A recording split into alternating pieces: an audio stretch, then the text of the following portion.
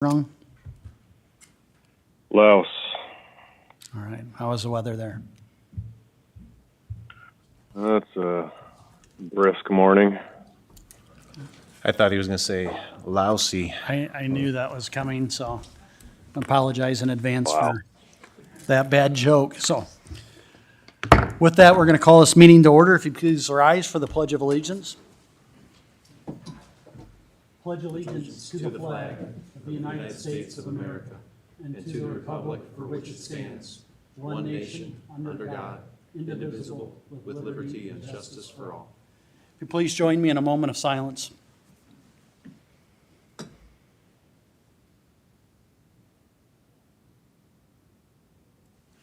Thank you very much. Please be seated. First order of business to come before this board tonight is the approval of the agenda. I'll move it. Motion by Radig, second by Bittinger. Is there any discussion? Hearing none, all those in favor say aye. Aye. Aye. Those opposed say nay, and the motion passes 5-0. The consent agenda, items 2 through 7, constitute a consent agenda of routine action items to be considered by one motion. These items pass unanimously unless a separate vote is requested by a board member. Number 2 is approval of the minutes of the November 14th, 2023 meeting. Number 3 is approval of the claims. Number 4, Board Administration, Karen James. A is approval of the resolution for a tax suspension for an individual with the initials LT.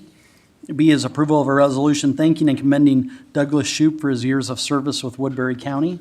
Item C is approval of a resolution thanking and commending Benjamin Kusler for his years of service with Woodbury County.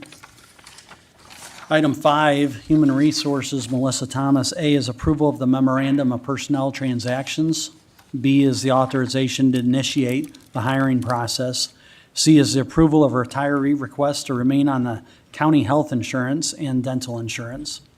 Item 6, Secondary Roads, our county engineer, Mark Nara, is the approval of a permit to work in the right-of-way for Brenda Brulette and to direct the chair to sign the permit. 7, our county treasurer, Tina Bertrand. A is to approve a property tax refund request for parcel number ending in 9014 in the amount of $281.12. And item B is to approve the property tax refund request for a parcel number ending in 5018 in the amount of $822. This concludes our consent agenda. Is there any discussion? I'll move it. Second. Motion by Radig, second by Nelson. Any discussion? Hearing none, all those in favor say aye. Aye. Aye. Those opposed say nay, and the motion passes 5-0. Having concluded the consent agenda, item 8, we will take up from Veenstra and Kim. Patrick Mao is, did I pronounce your last name correctly? Thank you very much. Is a public hearing and approval of the engineer's report for the creation of the Salix Drainage District. Sir? All right, so looking at the audience here, I guess the first introduction, as you mentioned, Patrick, is Kim. And so kind of I'd like to... Is your microphone on? Do you know, or if we could have, there you go. I see the Sorry. red light and you are, Better now? if you can restart again for those of us who are hard of hearing and No problem. spend time in field artillery. So I'm Patrick Mao with Veenstra and Kim, and so beginning the public hearing, just I guess some thoughts of how to maybe conduct the hearing. First would be for me to maybe go through the report. I don't know if that's going to be up on screen or not, hopefully. And then maybe I'll have Kevin speak with Mayor of Salix and then also landowner within the district. We also have one objection from Wally. I don't know if you want to present your report or want me to read it to the group. That'd be a question at that time. We'll speak to it. Okay. Then open up the meeting for people maybe for the project, and then against, and then whatever else may follow after that. Again, I think it's important to know that we won't end, at least my view. I mean, it's obviously a board decision not to end until everyone's had a chance to speak. I mean, this is the first a lot of people have had a chance to hear and see, and so it's, I think, important for everyone to just, know kind of everything there is to know at this point. Some questions are still unanswered, but at least to get started. So first thing, I guess I was hoping that it would be up on screen, but maybe it's just not going to be happy.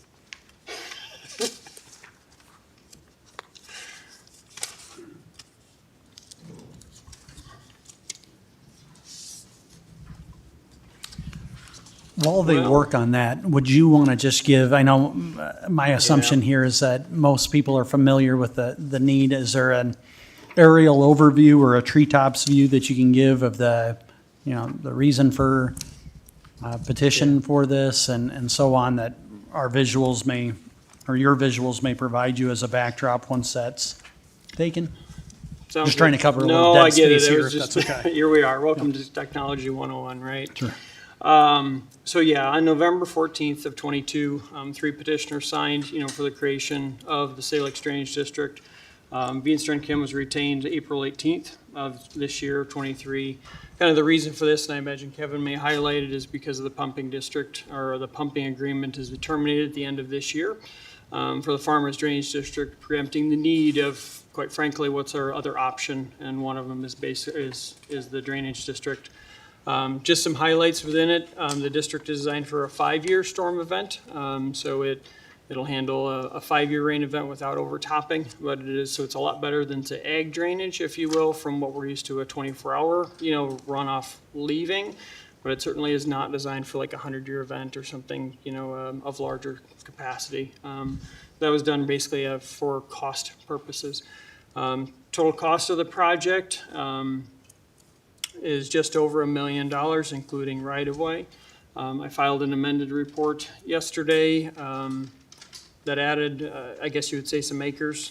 We had a Mid-American easement that was not found out. We actually had one of the landowners within the district approach me and say that there was an easement. And so in working through that with Mid-American, finally got approval, or I wouldn't say approval, finally got back to us on Friday of last week as far as what their requirements were with their transmission line poles. So the right-of-way did change from the original reports online. But again, that was filed or amended yesterday. Other thing, Mark Nera mentioned that in the report, the Excel file has changed or the report has changed to include portions increased for the city of Salix regarding the 275th Street, splitting that cost of that structure and paving that was originally left out. It was 100% of secondary roads cost, and that has now been shared within the city of Salix. Can I right-of-way interrupt you maps. for just one moment? Yeah. Can everybody hear? If you can speak as directly into that microphone, I know they don't pick up maybe as much, but in a larger room in a disparate area, I see that. that'd be great. And I can hear myself really well. Okay. You're closer to yourself than everybody else. Oh, there you go, thanks. Is that better? Yeah, Pat. Are you working from the amended report or, Amended. okay. So you need to do a motion to receive an amended report because the one that was in the back, in your homework was not the one that you're presenting here now. Right. So So make a motion to receive the amended report and then proceed. Was that your motion? I'll second it. That is a motion by Taylor, a second by Radig to receive the amended report. Is there any discussion on that? Hearing none, all those in favor say aye. Aye. Aye. Those opposed say no, and the motion passes 5-0. So going back, what I was going through was what was changed in their amended report from the report that was filed. So the right-of-way, changed because of that Mid-American easement, and then also the cost changed within the City of Salix portion and the secondary roads portion. So the ditch construction, the ditch widths, 3-to-1 slopes, basic location has not changed. Some have shifted a few feet one way or the other just to accommodate that easement, but the general intent of the report has not changed. Just they are important. I mean, I wouldn't say that they're not important amendment, but what you see before you or what you were reviewing in your packet, really from a substantial standpoint, has not significantly changed. So that it kind of, now that it's up and running, I guess there's kind of the report. I guess that's the gist of it. I'll let Kevin speak. Thank you very much.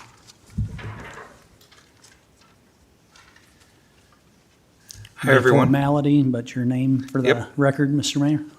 My name is Kevin Nelson. I'm the mayor of Salix. I'm here in dual roles as representative for the city council and for the city of Salix, as well as a private landowner that's going to be potentially in this proposed drainage district. We are in favor of this drainage district. We really have no other options left to get rid of our stormwater if a significant rainfall happens. So the plan was this drainage district, and we're going to eventually pump our water to Snyder's Bend area. We would like to see this happen, and I personally want to see this happen as well. I don't know if other city council people are here. Nope, just me. But that is the gist of it, is we have no other options, and if we don't have this drainage district approved and we have a significant rainfall, whether it's one shot or over a week, the town of Salix will be flooded, and all those houses will be flooded. And we're trying to avoid that, and the way to avoid that is to have this drainage district and to move that water to Snyder's Bend. So I ask you to approve it. Thank you very much.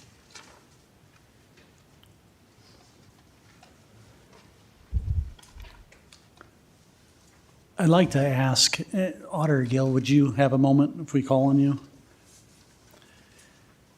So you've been instrumental in helping to be a conduit or a shepherd of this process. And so can you just explain for the good of the public or those who don't know what's necessary, what's going on here? I know that there's a lot of people in the room who do, but can you just kind of give us a little bit of an overview of, or maybe and or Joshua, if that's fair? Yeah. Maybe Joshua. But I haven't been that involved. You're having a public hearing now. There was a original report that was filed, and then it was amended, and I don't know where folks are on all that, but so you are now considering the amended file. So all the supervisors have to approve this drainage district so that they're going through. Anything else, or Patrick?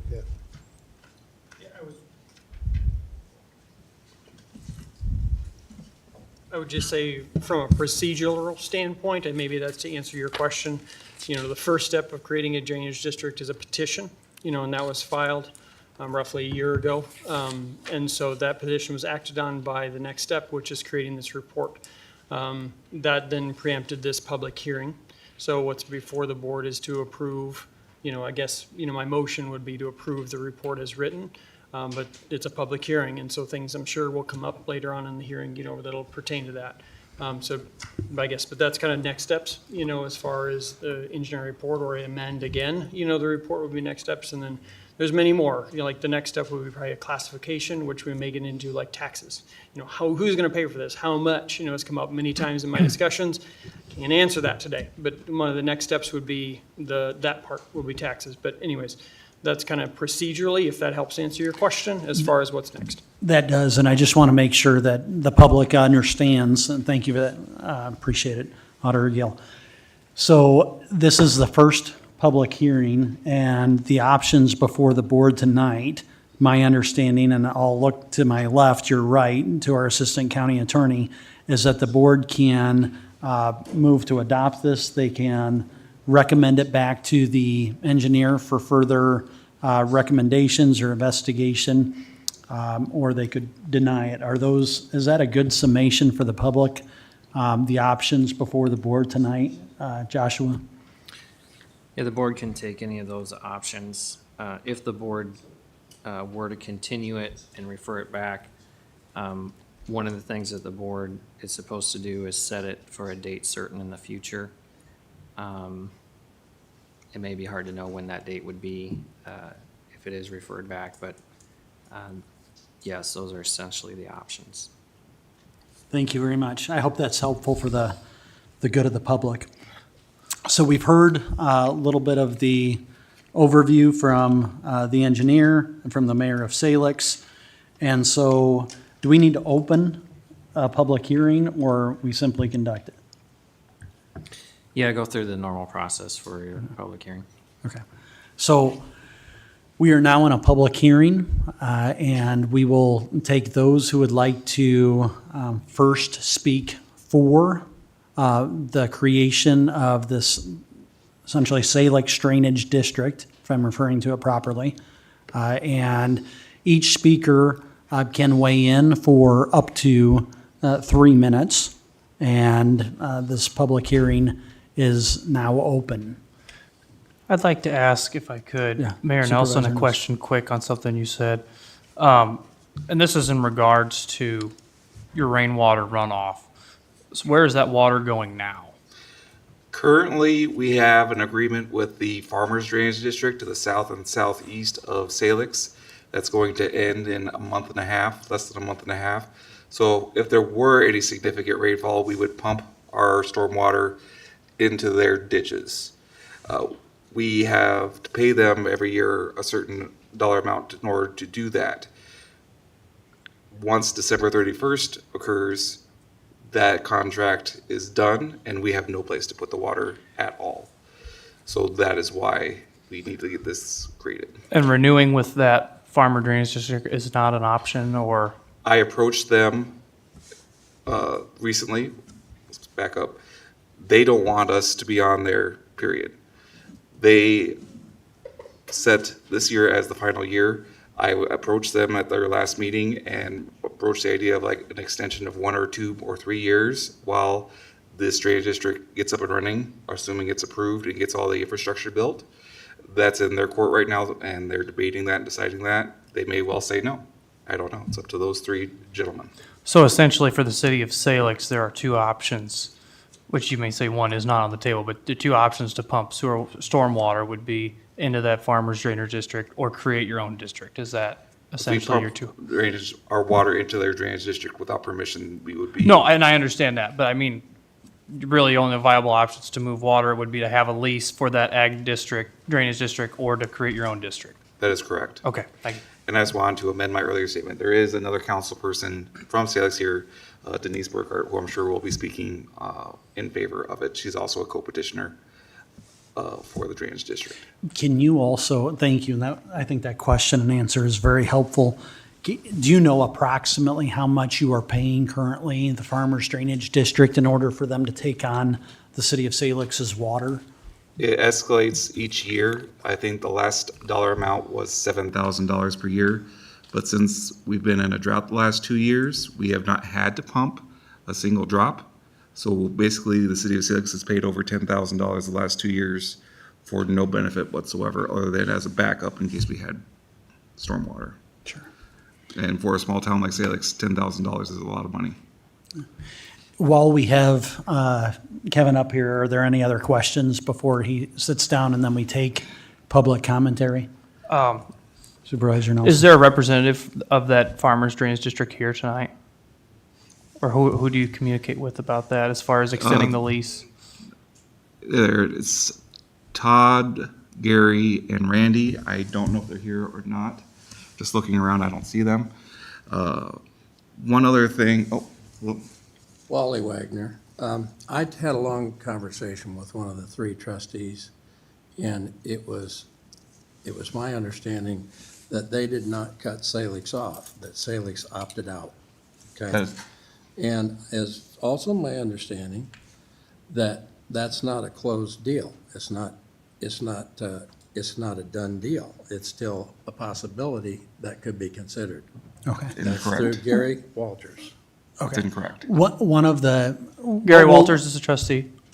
That's one of the 3. Okay, Of the- thank of you. the I know drainage. Gary, okay. That's incorrect. Okay. One of the things that we'll do is we'll close questions to the mayor, then we'll have people who want to speak for, and then we'll have people who want to speak against, just so we keep a little bit of an orderly process. If you want to respond, Auditor Gill, do you want to? I just want to clarify that it's not necessarily for and against, it's for and want to change the plan. Correct? Or there could be even 3 possibilities. Is that fair? Okay, so just to be clear, as we go through this process, we'll kind of categorize it. I think that's a good suggestion. 4, for, but amended to some other solution for creating the Salix Drainage District, or against the thing altogether. I think those are three fair categories to characterize us in. So with that, One final thing, is that okay? yeah, that's fine. If the drainage district is approved, the overall game plan would be that the Woodbury County Supervisors would then choose to pass off the responsibility of maintaining and running the drainage district to the City Council of Salix, so that the Woodbury County Supervisors don't have to do the week-to-week, month-to-month running of the drainage district. We have that option, but we would like you to transfer the day-to-day operations, the ownership, so to speak, to the Salix City Council, because they make up a certain percentage of the drainage district. We're able to do that. And this is just a legal question. And Joshua, by doing what we're doing tonight, if we were to approve it, would that happen automatically, or would that take another concurrent motion in order to make the city of Salix the responsible party? It would be an action down the road. Okay, so that's helpful as well. Yep, just so that everyone's on the same page of the next steps if it's approved. Okay, thank you very much. Anybody else have any questions before Kevin takes a seat? Thank you very much for that information. Yep. So we're now going to transition into the three aforementioned categories. We're going to start off with those who are in favor of the Salix Drainage District as it's been proposed and amended, and who would like to see the city of Salix take on that responsibility and would like to speak for up to 3 minutes for, and if you would state your name and address as well as your reasons why, the microphone is open for you. We are in a public hearing then at this time.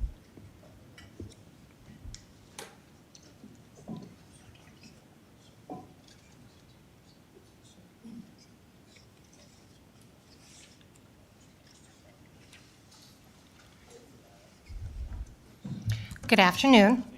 My name is Denise Burkhart.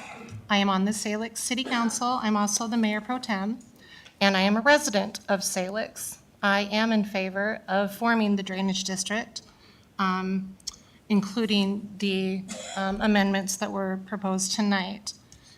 The city of Salix has been in agreement with the Farmers Drainage District since about 1983. And in that agreement, we would pay an annual fee to have the right to pump into their district. 3 years ago, we were approached and given a letter stating that the Farmers District would like to terminate the agreement. And they gave us basically a 3-year plan.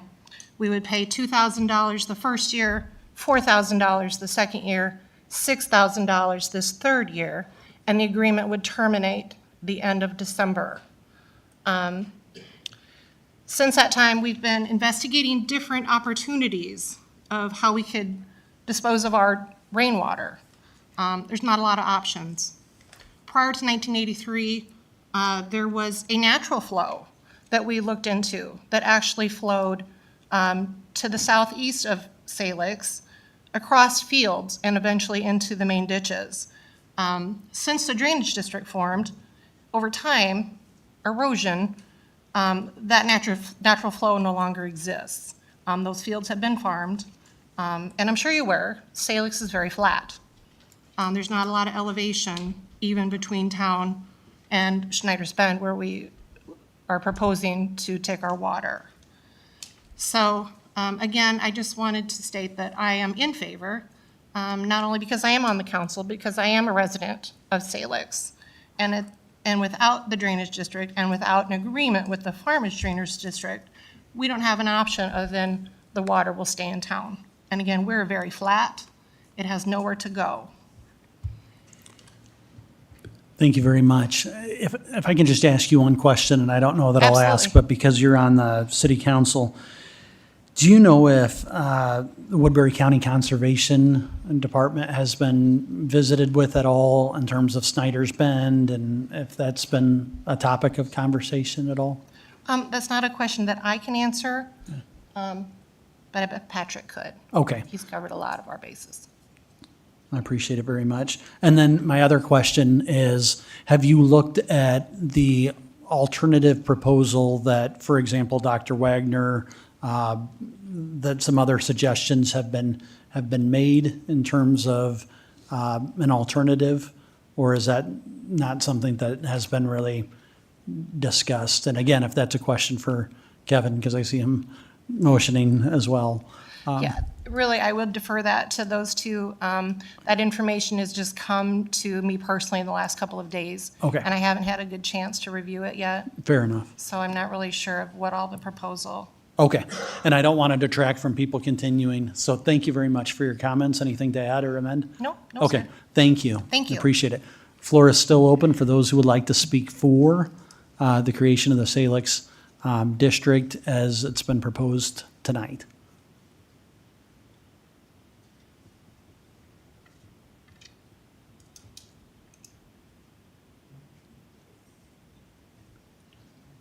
Sir, if you'd state your name and address. Jerry Gingler, and I live at Browns Lake side of the Salix deal.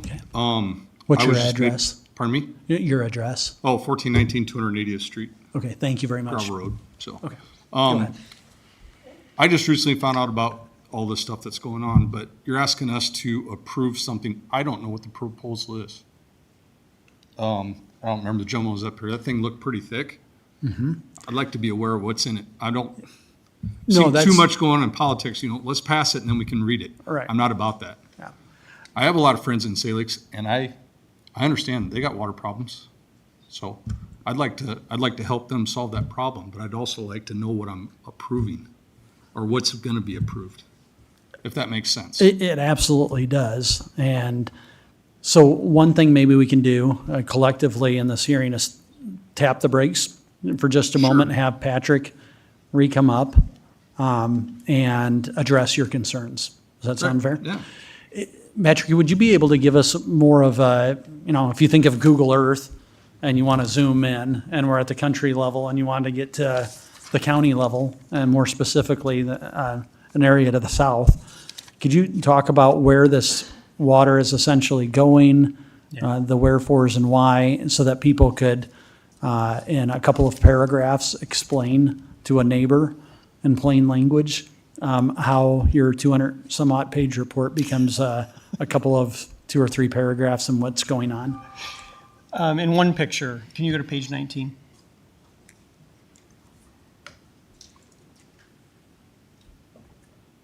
And thank you for the question.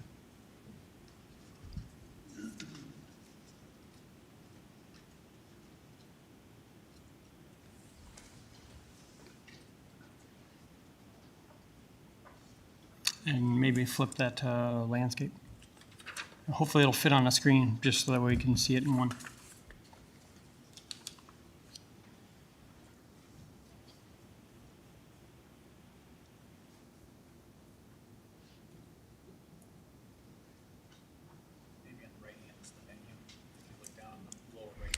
Yeah, so on the, there, here you get, to the right in the middle.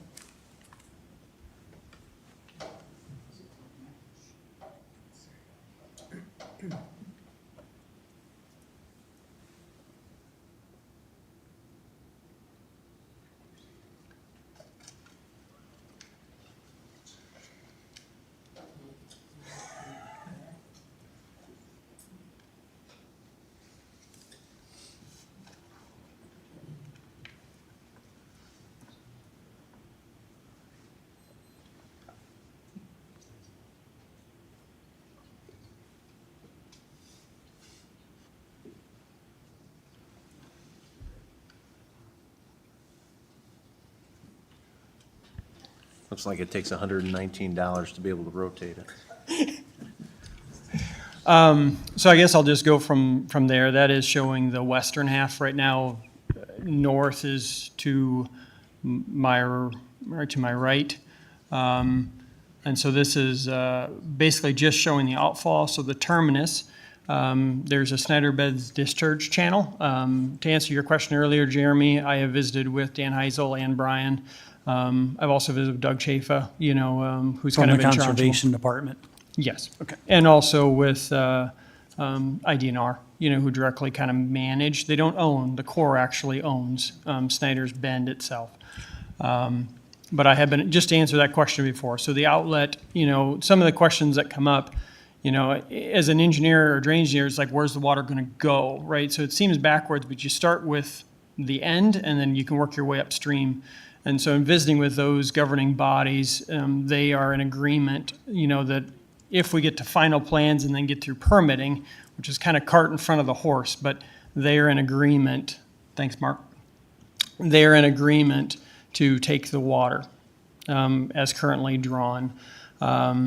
So now that north is up, I think you can see Salix is, I would say to the right, you can see the dashed line right where the mouse is. That is their storm sewer system.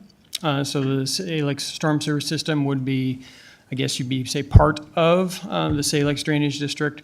The main would end, you can see the starting point of the dish. There's a black circle. That is the end, I guess, where Mark is, and the start is over by the railroad tracks, just north of 280th. Right up there is where the start of the turn, the beginning of the main ditch would be. Go ahead, And then it Jeremy. runs down along 280th Correct, until it comes to its terminus. Is that correct? correct. Okay.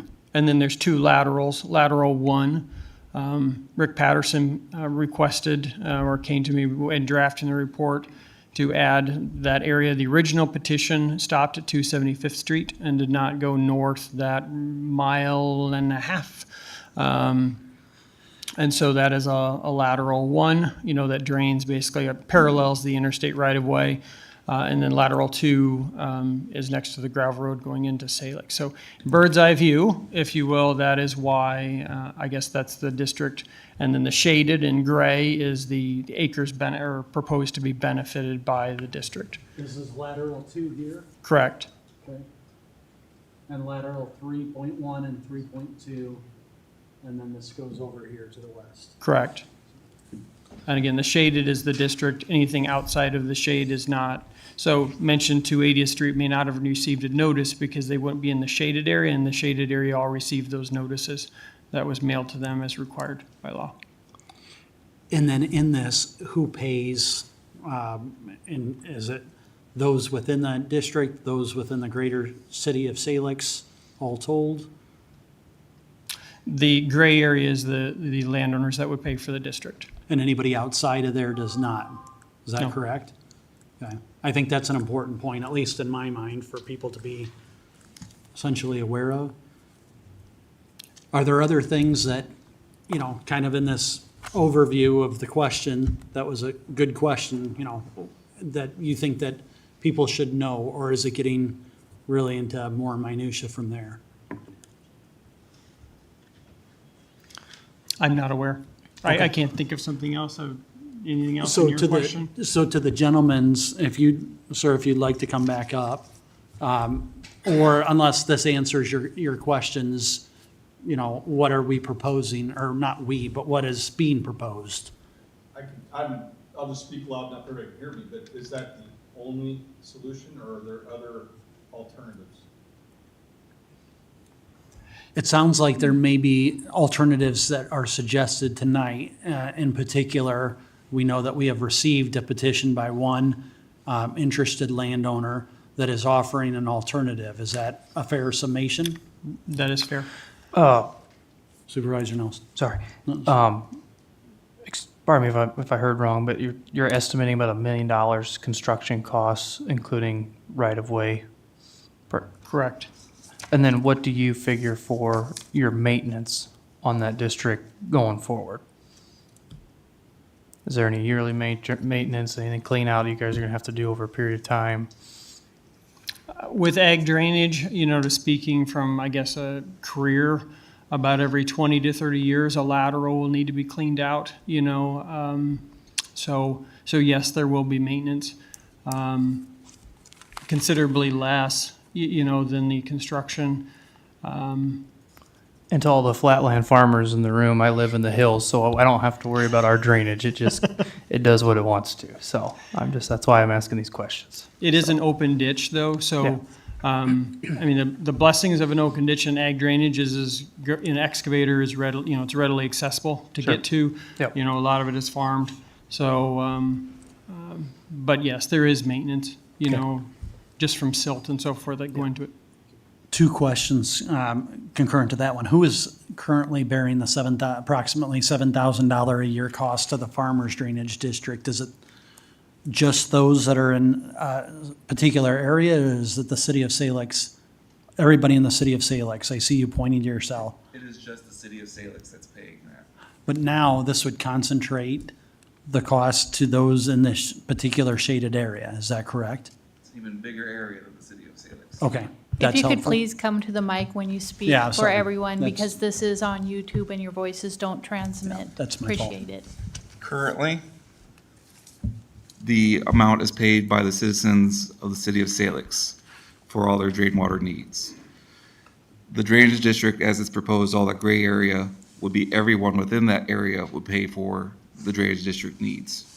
And my understanding, and Patrick can speak to this more fully, is that everyone pays for the main line that goes along 280th, but then only the impacted landowners that are along each lateral has to pay for the individual laterals, As far as the maintenance. as far as the creation and the maintenance. So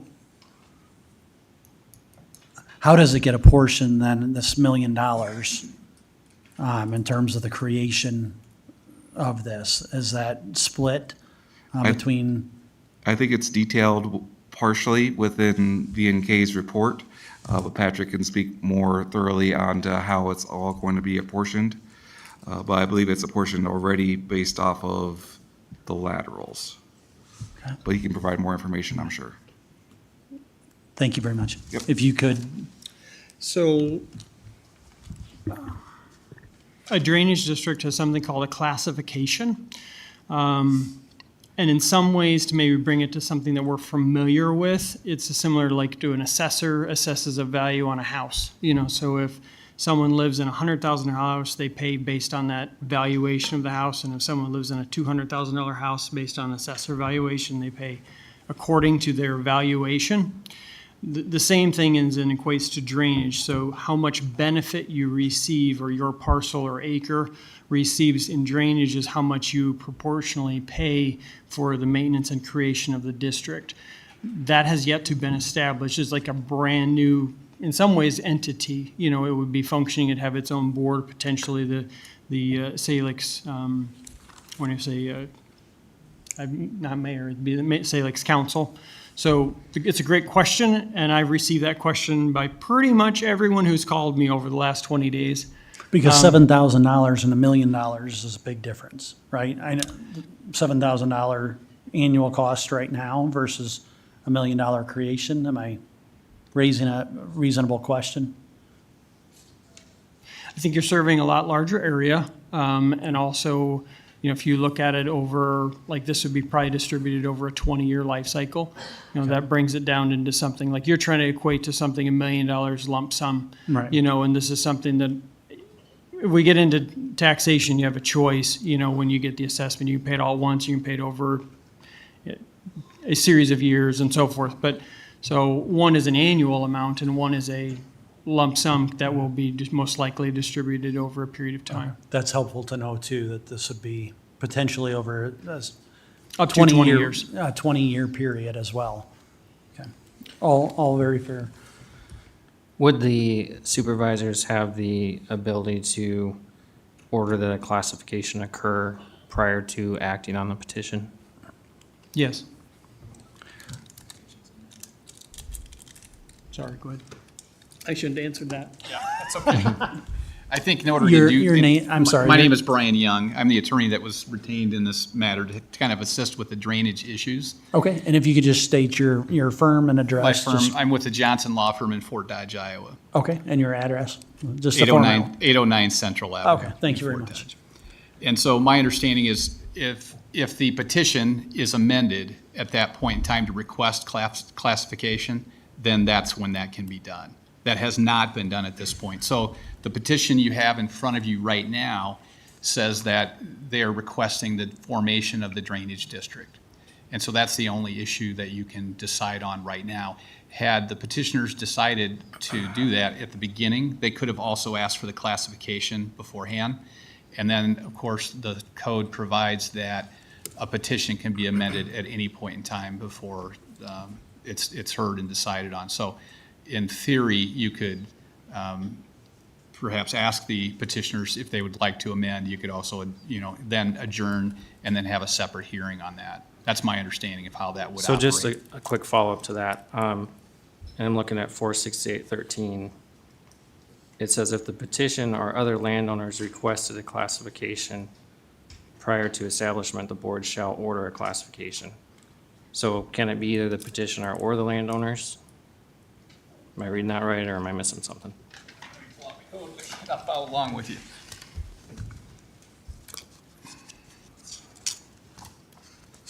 Four 6813, sub 2.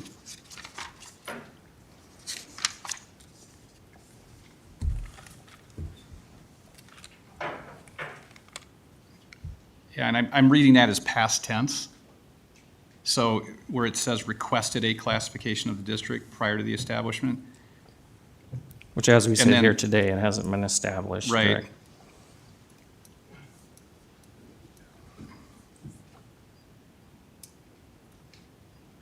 And I think my take on it is, in order to comply with the code and notice provisions, I think you'd have to adjourn and have that done separately because it's not part of the petition right now.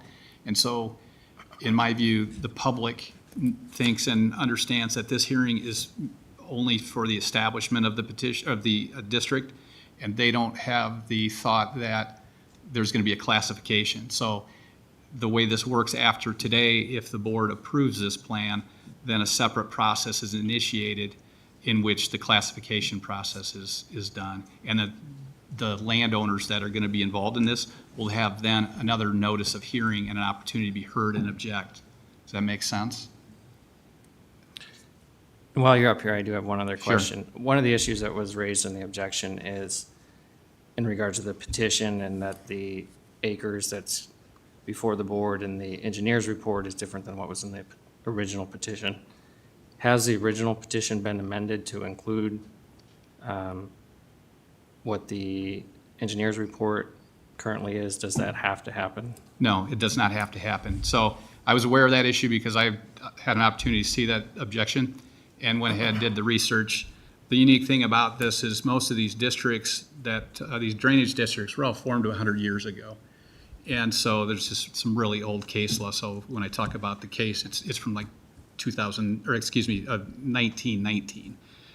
But what it says is that what we're dealing with originally is you're dealing with the petition. You then as a board looked at that and approved it as a tentative plan, set it for this hearing, and then the engineer has an opportunity then to, after the petition's filed, he prepares his report and makes his report based on his view of what's the best solution.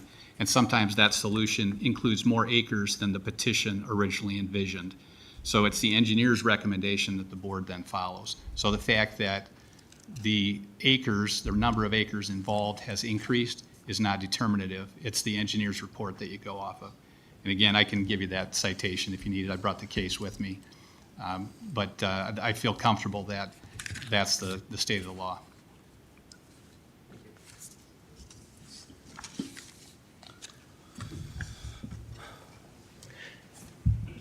So in terms of any other questions before we continue on, I want to make sure that our public is heard. I think this is all very good information from a legal standpoint, as well as giving an overview of what is being proposed tonight. So this public hearing is still open for those who would like to come and speak in favor of what Mr. Mao has presented is the plan for the amended creation of the Salix Drainage District.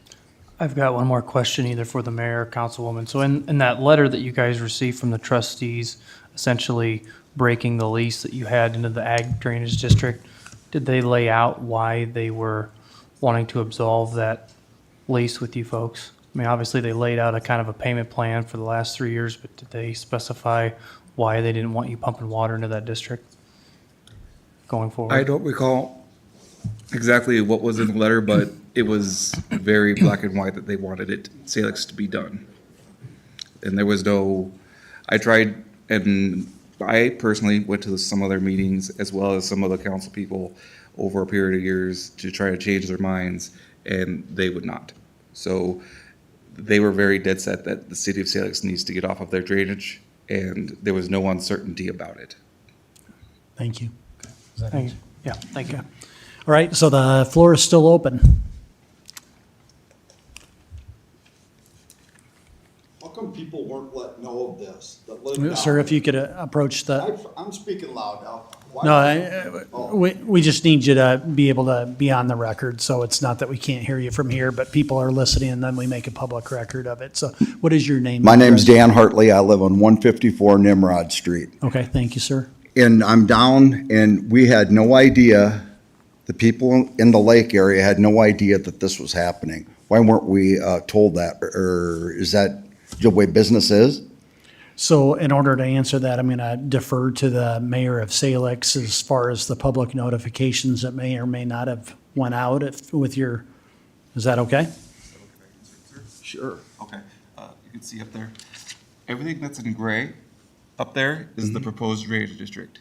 If you're not in gray, you're not in the drainage district. Everything in Browns Lake is not. That means that when the city auditor or county auditor sent out all the notices to all the landowners, it only went to the landowners in the proposed drainage district, and that's it. Everyone that was in the proposed drainage district were notified multiple times, because more than one letter was sent out. Browns Lake, you're not included in the drainage district, and that's why you were not informed. That's fine. But that ditch that you're gonna run on, what is it, 280th? 280th. 280th. That's, our property's right there. Open ditch, you can't have that. Again, you're not draining anything into that ditch, and I can let Patrick Mao, who did the surveys, speak to that, and that's why, because I asked the same question, why is the Browns Lake included? And because if we can provide drainage system, great, and the answer is because Browns Lake does not drain naturally to that ditch that's being proposed, and that's why they were disincluded. Patrick, So there's no, if I could just clarify for the good of, there's no financial impact to those in the Browns Lake area that, That is 100% correct. We're not worried about the and I impact. understand, I think what you're saying, sir, and Is you correct water. me if I'm wrong, is that it could have, the water could have an adverse impact on adjacent properties, so you're not as worried about the financial impact as you are as, as a landowner. Is that Right. a fair summation Yes. of what we're hearing? Okay. So I think the notifications went out as properly notified statutorily. Correct. But then you're able to be here, and this is part of the process of a public hearing, to hear from you that say, well, that's not my issue. My issue is how it's going to impact me as a landowner. And I think we will want to hear that as soon as we get through those who are speaking for. Does that sound like a fair process? So at this time, are there others who want to speak for the proposed drainage district as we've seen it described tonight?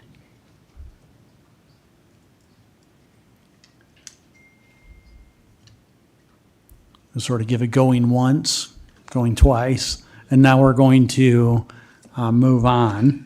And I'm wondering if there are those who would speak, and I'm going to be clear about this classification, that would speak for the creation of the Salix Drainage District, but would like to see it amended or changed. In other words, you want to see something done, but you don't like what you've seen up here, and you would like to suggest some sort of alternative.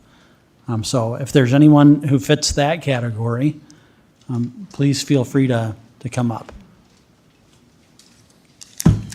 Good afternoon, Dan Dykstra, Heidman Law Firm, 1128 4th Street, Sioux City. Here on behalf of Paul and Carmen Wagner, who are here, and Wally Wagner, and we've got a engineer that might speak as well. So I will try to keep my talk to 3 minutes, but we've got 3 parcels. And we filed an objection because that's what the notice said we were supposed to do. And so we gave you a whole bunch of copies, so you're probably tired of reading all of those. But anyway, you've got them. But I'm glad we've got this map up here so that everybody else can see, from our perspective, we're the black dot. And just to the right of it, we get all the water. So all the water from all of that drainage comes to our house and to our property. We're not in the district. We just have to load the water through our property in the ditch. So we're not against the concept of a drainage district, because I think the city needs to do something or they're going to get wet if they get too much water. Understand that. But I would disagree with the comment made that they can, when they draw this and engineer it, they can make whatever size they want. Because the city of Salix didn't ask for all of this land. And all of a sudden, there's more water going down the lateral one into the ditch that goes right by our property and makes that water heavier and deeper, requiring our land to be taken. Our land actually will be devalued because you've got the ditch now in front of it. If someone wanted to develop that and so forth. And then it goes into the drainage ditch that apparently there's been conversations with, but obviously nothing in writing confirming that they're going to allow all this water to go down that ditch to get to Snyder's Bend. And the reality is that, like those of us who dealt with Perry Creek in Sioux City, where they found not only trees and stuff, but appliances, I assume there's no appliances in that ditch, but it is filled with debris, trees, and whatever that has to be cleaned out. Nobody seems to have addressed that expense as well. We do lose, my clients do lose about 40 feet of width at the front of their house, and I think that's a real damage. The water's going to sit there, and they're in the low point. So they're going to run the water over a little hump in, and it's going to sit in front of our house or go down that ditch very slowly because there's not much slope. And that's not even safe, let alone having 2 feet of water sitting there. We did offer, we paid for, and we did offer one idea from a different engineer running it a different way, because we're forcing the water to not go the natural slope of the ground. This is designed to send the water in the opposite direction or a different direction than the water normally would drain. And so we think there are other solutions. I am not an engineer. I'm not going to pretend to be an engineer, but I'm telling you that the people who have looked at this have said there's other ways to approach it. And at a minimum, the board should really send it back to the engineers with all these questions that all these people are raising at this point in time. Because I don't think under your standard for what you're doing here today, what we see here is for the benefit of the public, the welfare, convenience, and there are damages without a doubt. So we would respectfully request that you allow time for it to be re-engineered and changed, because a lot of these folks didn't really know what was going on until the last notice that went out. And plus, now we're talking about an amended plan that none of us have seen. I've got the original plan, and we've read it carefully, but there's some amendments, and maybe they're not substantive or not, but it's hard to speak to a plan you haven't seen. But that apparently, that was just accepted for discussion purposes today. So I don't know what all those details are as well. But I will yield my floor, because I don't want to use up all my 9 minutes, to Wally, who's going to speak eloquently and address the rest of it. You've only used 4, so you have the majority of your time left, Dr. Wagner. Wally Wagner, and I'm going to introduce Troy, who is the engineer that I enlisted his services to look at this and tell me if I had a legitimate concern, okay?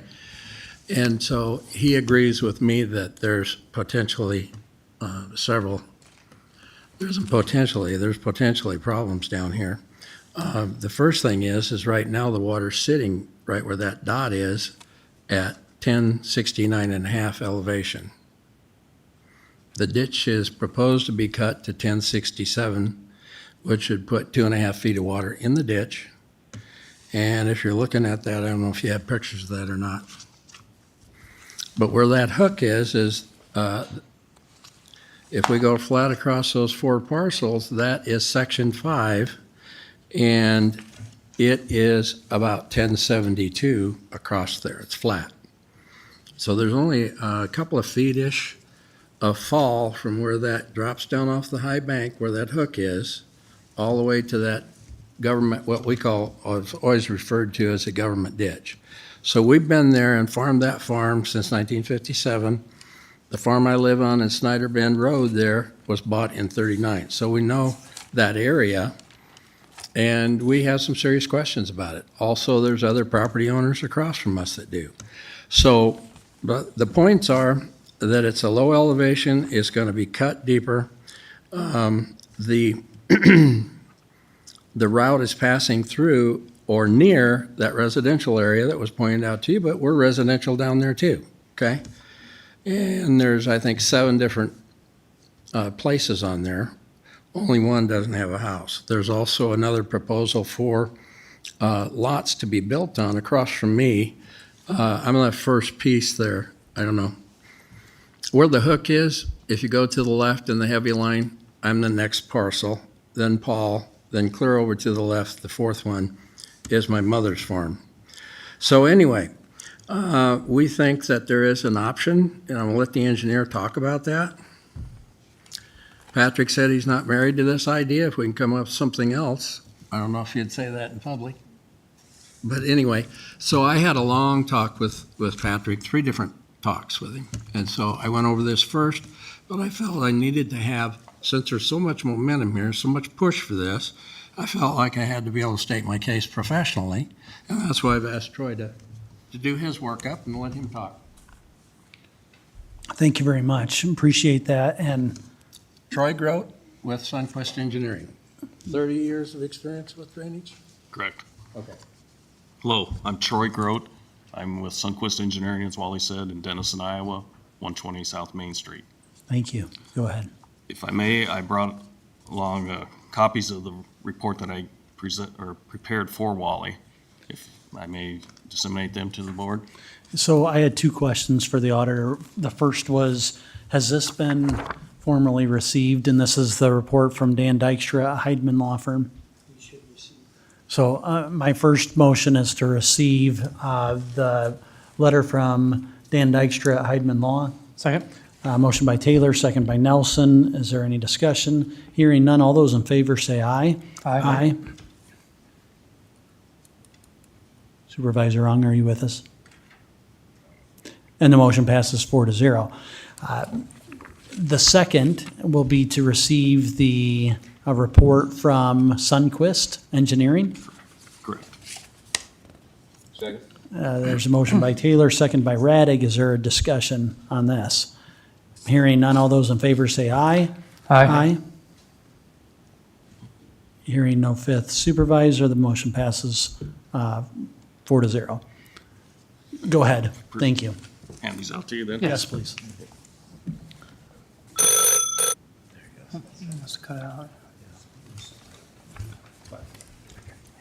Do we have your back, Matthew? Excuse me, I voted aye on the last 2 motions. That's all right. Yes.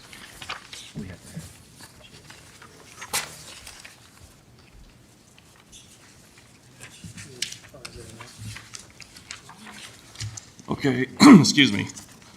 I won't go read this verbatim, but Could you do something similar to what Patrick did when we said, can you give us a 2-paragraph summation? And if yes, you need me to be pointing somewhere up here, let us know. I shouldn't need that. Okay. But we found, when Mr. Wagner asked me to review this, we found some thoughts that maybe we can make this a better project. I think they're all in favor of Salix needing drainage, and that's not a question. One of our main concerns is once the water gets to the black dot, what's going to happen? Because right now, there's 1.5 foot water standing in the bottom of the culverts that drain from the north to the south across 280th Street at that drainage swale. But if you go downstream along that swale, it's dry. So there's obviously an obstruction in there. Whose responsibility is it going to be to maintain that ditch if the district does not have right-of-way on that ditch? They have no control over it. I think that area is owned by the DNR, and my experience has been that their ideas of what's needed for ground is not drainage. They're more for maintaining wetlands and trees. So they're not, most likely not going to be in favor of clearing all the trees out of that overgrown swale and maintaining a lower ditch bottom in it to facilitate the drainage that would be needed. Without that ditch being maintained, that water is just going to be standing in the main ditch for probably over a mile based on the slopes that are in the engineer's report. It's also a very flat slope, which is understandable. I mean, this whole ground is flat. Flatter slope, though, causes more frequent sedimentation, and the sediment will build up quicker, requiring more frequent maintenance. We've looked at an alternative location. If you go in the papers I filed with you, the last sheet, we show taking the main ditch south from the intersection of 280th Street and Benton Avenue, taking it south for a mile, and then to the west and southwest, outletting towards Snyder's Bend. I think we'd have a lot better fall there. It's a shorter distance, so the slope would be steeper, it'd be easier to maintain. Less impact to residential properties, which would help on the initial cost, because typically residential properties are valued at a higher amount than agricultural land, so you have less houses to deal with. So for those reasons, we think that that alternative route should be considered before the board makes a final decision. That's kind of a nutshell of what information I provided Mr. Wagner, and I'd welcome any questions. So along that proposed route along Benton Avenue, some of the landowners are kind of the same parties regardless of whether you go along 280th or Benton. The Gallen property, Wagner's property, as you get further south. Have you spoke with any of, like with the Kirks down there? That would, No, we've only had a few days. sure, to work okay, this sure. out. That's what I was just I was curious. fortunate enough to get him over there a week ago today. You just, I was fortunate enough to get Troy to come over a week ago today and look this over. Like I said, I wanted to know if I had a legitimate, my concerns were legitimate. If you look at that map and you follow it down a mile, you hit a farm that I own, and I'm willing to offer that up as a pathway to Snyder Bend, which would drop in at the highest point down there, which would give plenty of, I think, plenty of fall. I'm not the engineer either. But what Troy wrote in his report is more fall means less ditch, better movement, better cleaning of the ditch. But it also would give the drainage district total control over the full length of the ditch. And I think that's critical. I think that probably if you have to understand that that is about 1082 in elevation all the way down there to the high bank. So it falls a little bit to the south, which would be kind of a natural aid to a ditch, getting that mile south. And then once it got into that low area, it's mile or so. It wouldn't hurt anybody because there's nothing down there. There's no residential, there's no farmsteads or building sites or anything. So I offered that up. I don't like it, but I would offer it up, okay?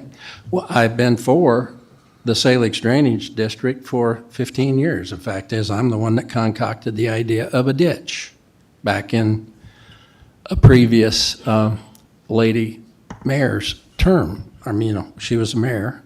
Linda Cox wanted me to develop the 20-acre farm that I own in Salix.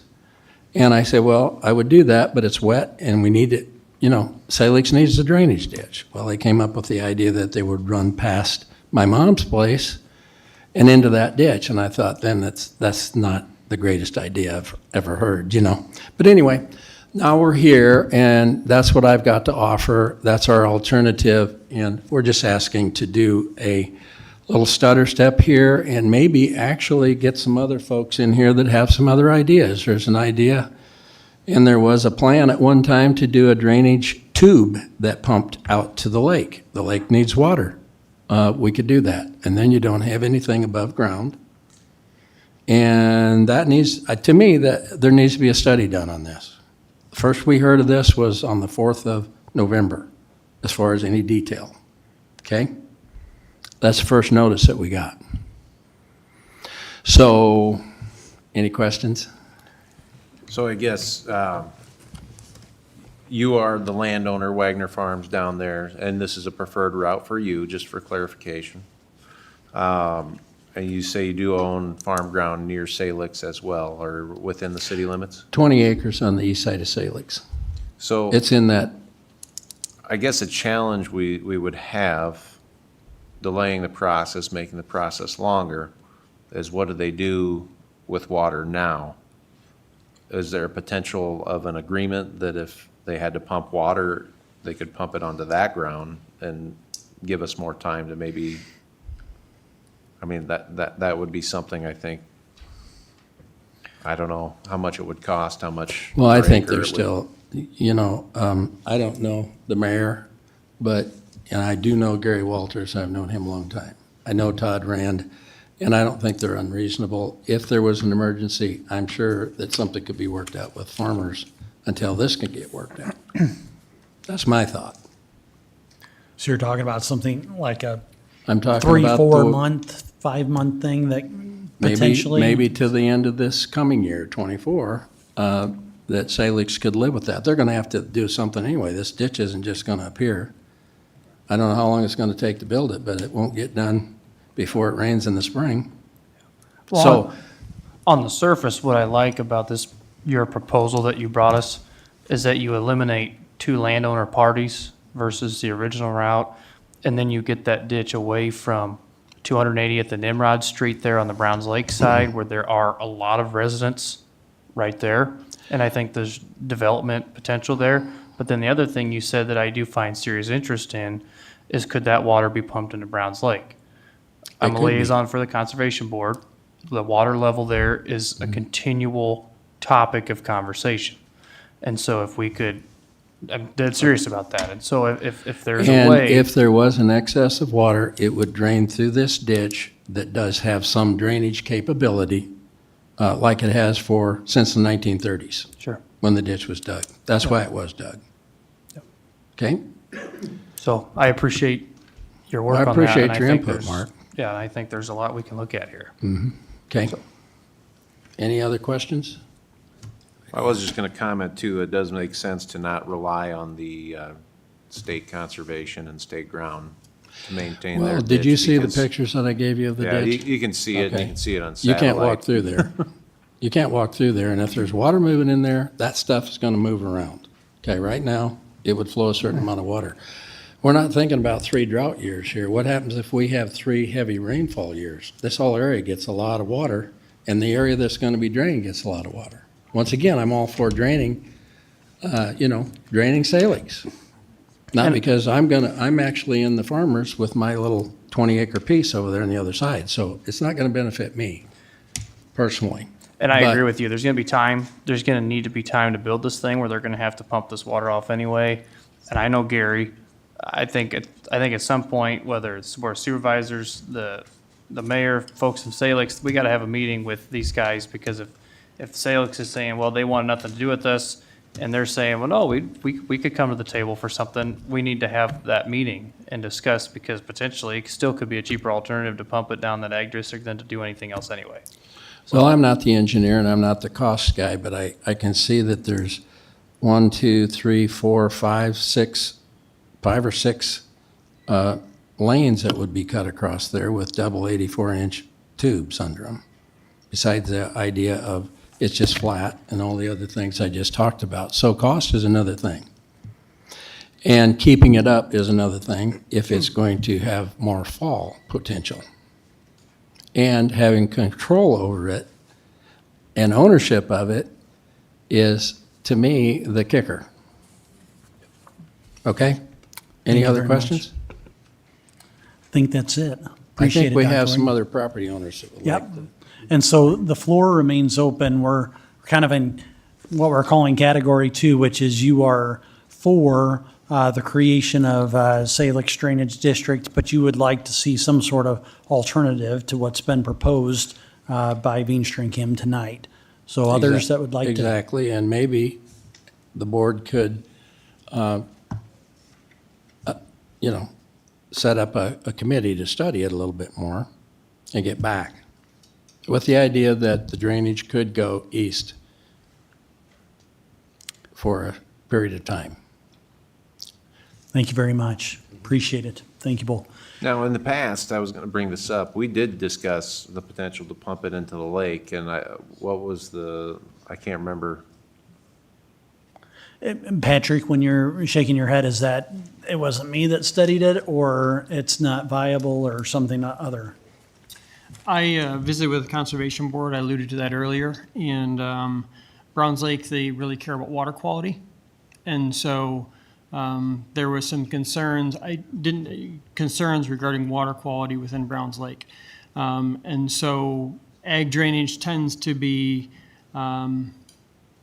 dirty. I hate to use that word but it tends to have high NPK, nutrient loads. You try to remove the P and K by removing the siltation, no matter what, you really have to do that in Snyder's or Browns. But there's some concerns regarding water quality in Browns Lake. And so visiting with entities responsible for that, we're not in favor of diverting the water to Browns Lake, whereas Snyder's did not have that concern. Since I'm up here, I would like to address Wally's. One of my main concerns, and I think I have a workaround through it, is there's about a 20-acre strip right along Snyder's that's owned by the Corps. And I mentioned earlier, I worry about the outlet first. And working with the Corps is laborious, time-consuming, years, call senators, get a report, call an attorney, get a report. But I think there is a workaround within Wally's petition that there may be a way to get through some of that core. I don't know if it's expedited, but there are some people that maybe could help expedite that. But why I did not look at that route is because of that 20-acre or so strip there with core, and again, I always start at the outlet, which is kind of why I didn't. Is there something that you could still look at that alternative and circumvent that problematic core land or not? They own Snyder's. Snyder's Okay, Bend is owned by okay. the Corps, and so they own, to the accretion line boundary, and then they also own a surrounding strip. What actually is probably going to be the biggest wrench in it is actually there's some tribal land discussions between who's going to own the Corps, who's going to own Snyder's Bend, and that could be the Winnebago tribe or it could be the Corps, and there's some discussions. And so that leads me to my outlet. I'm not disagreeing with what they've talked about. There's a lot of valid points made regarding the outlet and water and trees, and certainly, but there are a lot of other concerns, regarding the outlet that I couldn't. My goal is to get Salix drainage. That was my goal, to the most successful route to get a permit. This is the most successful route. If we go the other route, I think, much like Wally, I've had a week to look at the objection, or a couple days later, and trying to make rapid phone calls to see can this happen or not. And I think what I've come to is a maybe. And actually, the Winnebago tribe issue is probably the biggest hurdle that not sure what Omaha District's going to say.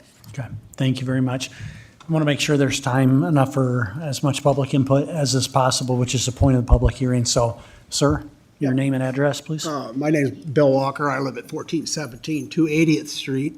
So I live right there just outside the shaded area. The fourth parcel in from the blacktop there. So I have a lot of concerns having a open trench in front of my property, and like the rest of the residents that are sitting over here, having an open trench in front of their home. There's other issues there also, because they just put new power poles up. What are they gonna do with them power poles? Are they gonna put them over onto the north side of the road, or are they gonna take them out further into the field and take up more of that farmer space? Public safety. Nobody even said anything about public safety. There's a lot of kids in that neighborhood. You know what a 10, 11, 12-year-old kid does? He'll be right in that trench. And if the water is not draining out of that trench, which in a drought year, if you go up to Sergeant Bluff, there's standing water in the trenches up there, deep trenches currently. So I think there are definitely different, and I'm not an engineer by no means, but I believe there are better alternatives. And I counted from the interstate to the black dot, there are 15 residences that will be directly impacted by an open trench. Now, I don't know the other proposed route, how many residences will be impacted there, but I think it's far less than the 15 that are along that route. So those are the concerns I have as a landowner. And if property taxes, if it's not going to affect the property taxes, the other thing is who's maintaining that ditch? If you go to the east side of Highway 75 on the 280th lateral where that water is being pumped into, if any of you have ever been out there on 280th Street on that main drain line, it's a vermin mess. It is an absolute disaster, that ditch over there. Nobody maintains that ditch. And do I want that in front of my property? I know none of my neighbors want that in front of their property. So these are things that need to be, that, you know, nobody discusses, even though we're outside that gray area. Now, all of a sudden, 4 days before this meeting happens, we all have to get together and come down here to the Board of Supervisors meeting, because this is going to directly affect our property values, public safety. We can't even get the gravel road out in front of our house maintained properly. How are we going to get a ditch, open trench maintained? So these are all points that need to be addressed, and public safety would be number one with me, because there are kids in that neighborhood, and I know when you guys were 10, 11, 12 years old, what were you doing? Pulling shenanigans in open trench, okay? Kid drowns in there, whose responsibility is that? Things need to be thought about. There's better route. Thank you. Thank you. Are there others who would like to speak tonight in this public hearing?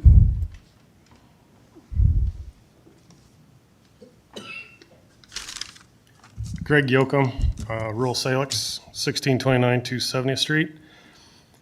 I do believe that having adequate drainage for the town of Salix is very important.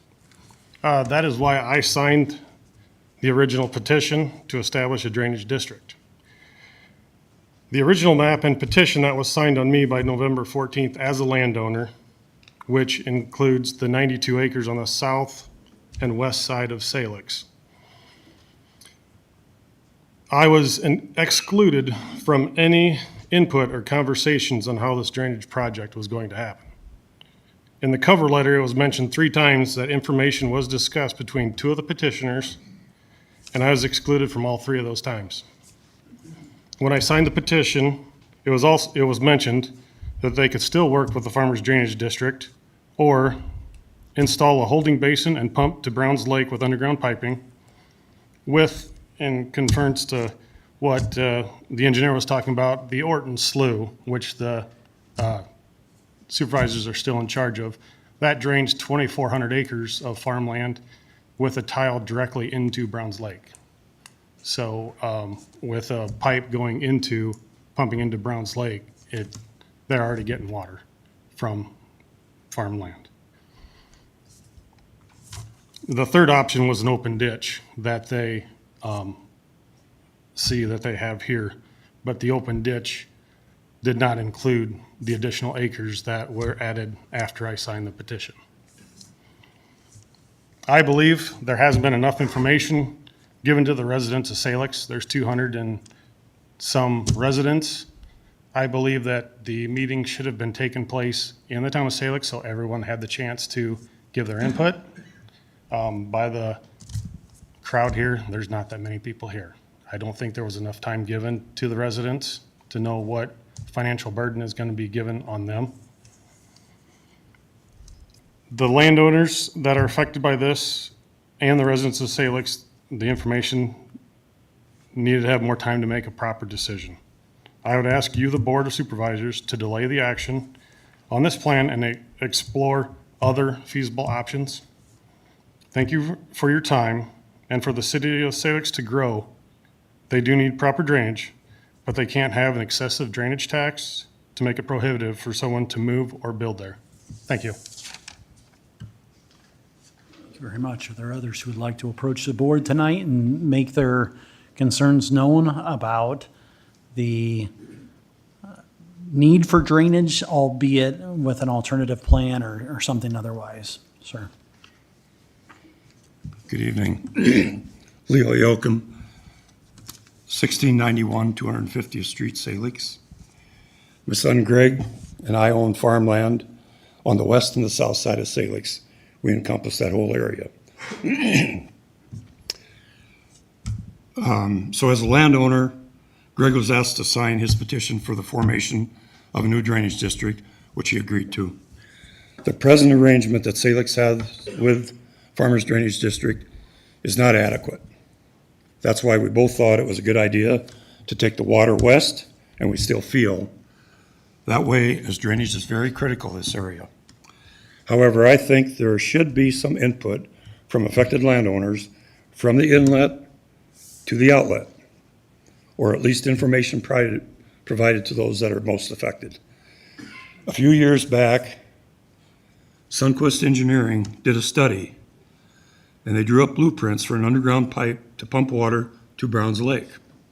However, they cannot find the file. We asked them to look for it. I first heard about that study from Mark Nara. He recalls seeing blueprints, but he can't recall the specifics. So there's something there. I think it would be prudent to revisit this as a possibility. Now, under this option, Salix would acquire easements for an underground pipe by ground, which will just be a little over a half a mile. There will also be about another 500 feet of private land that they'll have to get an option on. After that, it's state property or county property. They'll have to bore under the interstate, and that should not be a problem with the drainage district. After that, and I think the cost for this option would be considerably less than the current proposal. And I'm going to state this proposal because I've redone some figures on them. They're using $10,000 an acre as a figure that this land is worth. We're talking 86.2 CSR. Land within a mile of that brought from 17 to 18,000 just a year and a half ago. So you add 7,000 an acre to 40 some acres. Going to come up with another 288,000. So I'm just saying the current proposal of 1.5 million for Salix to pay, in addition to the 500,000 that's assessed to the county. The difference in going to Browns Lake instead of Snyder's Bend will get the same results for probably a lot less money. At the present time, Salix is pumping water through a 400-foot pipe. The inlet is 10 inches, the outlet is 12. Plus, they have a 2 or 3 day delay that they can't pump water. That's hard for that city to realize, to maintain their water levels that don't bring water into those basements. So this is important. We have to have drainage. But today I'm going to ask you just to postpone action on the current plan that's presented to you and direct the city to explore other possibilities. I think our county engineer should be involved and be updated on a regular schedule. I also think Greg, as a petitioner and a major landowner in that area, should be appointed to be involved in that planning process. His experience with operating his own GPS-controlled dirt scraper to improve drainage on Lanny Farms could be a valuable source of knowledge. But in the end, we all agree Salix has to have drainage. We're just looking at different options. Thank you very much. Any questions?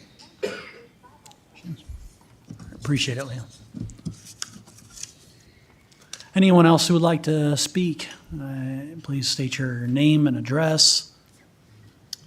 Hi there, Colby Honish, Mid-American Energy, 401 Douglas Street here in Sioux City. We do have a 161 kV transmission line that runs along 280th Street. I did talk with Pat. We do have easements along our transmission route, some of which would be affected by this drainage district. As for the language, I'll let our parties discuss that, but if our structures were need to be moved, that cost would need to be recouped by Mid-American. So roughly a 161,000 volt line, a mile could estimate $1 to $2 million itself in additional costs. So if that could be taken into perspective as well for those landowners, but I didn't see the revised version of this, so maybe our easements aren't affected anymore. I'd like to see a copy of that since it was just approved as well. So happy to work with that to get that as well. So. And you are speaking on behalf of Mid-American, is that it? Mid-American, yep. Thank you very much. I just wanted to clarify. Yep, happy to work with everyone if they have any questions. So thank you. Thank you very much. Are there others who would like to approach the board this evening, and appreciative of everyone's input, which is the point of a public hearing? Sir. My name is Robert Ankerstar. I live at 1401 275th. I'm right across from where they proposed this ditch. Wally spoke of the housing addition. That's mine that I'm looking at doing. I think it's a really bad idea as far as safety goes too. I'm also in the Salix Fire Department. So yeah, safety is a big deal with this. An open trench is not a good idea in this area. And So you're talking about as proposed tonight? Yes, as proposed. Okay. And do you have any thoughts on the other alternatives that have been mentioned? I think it would affect a lot less people the other direction that he's proposing. Okay. Any other thoughts that you'd like to share, sir? Nope, that's it. All right, thank you very much. Appreciate your addressing the board. Are there others who would like to speak in favor of a Salix drainage district, but amended, something alternative to what's been proposed tonight? Sir. Wade Brown, 8 Lakeview Lane, Salix, Browns Thank you. Lake. I was wondering, when did this ag land come into I know Salix has the issue of drainage, but when is this ag land also having trouble draining? Do you want to address that, Mayor? The original petition back in February was much smaller. And as Patrick alluded to, Rick Patterson contacted V&K during the preparation of the report and asked that a portion of his land be included. That's why it was included, because any adjoining landowner to the proposed district has the right to contact the engineer and ask it to be studied and potentially included. And that's what happened as far as that goes. Does that answer your question, sir? So other proposals may not work then for that ag land? I don't understand your question, other proposals. Come up to the mic and do your question there too, please. The other proposals are to drain south or southwest, a different route, possibly a closed tube, so you would not be able to drain this ag land with the other proposals.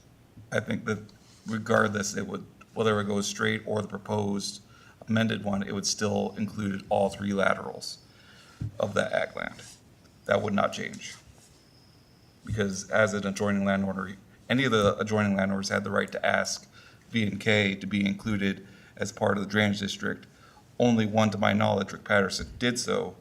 But now that he is included, he has to be included for the purposes. You can't now disclude him. It's fair.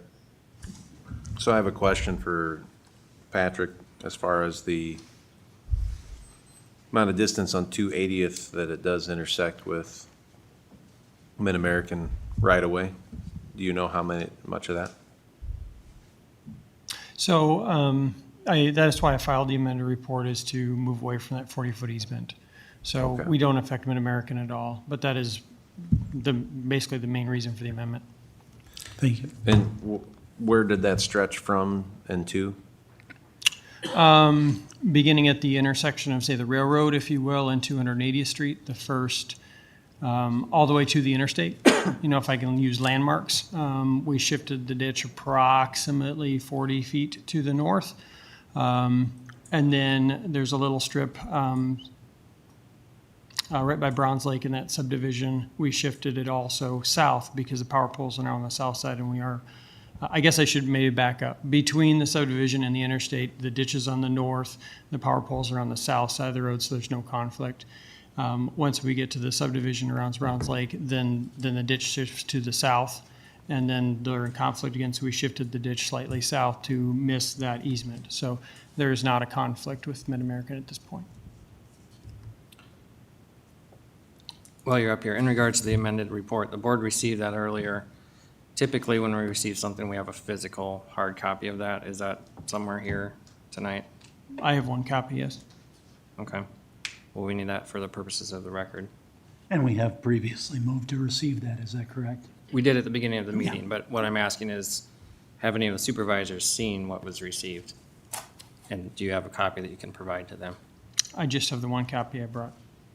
Well, that'll need to go to the auditor either way to be received into the record. Right, that's what I'm saying. We did receive an electronic copy. Yeah. Okay, thank you very much. Any other landowners? I have a question. Okay, if you'd step up to the microphone, Leo, appreciate it. Leo Yoakum again. So evidently, and come on up here, Pat. So I wasn't aware of the change. What change? The Mid-America move. So just exactly what did you do on the ground? So I finally got confirmation from Mid-American on Friday afternoon as far as what.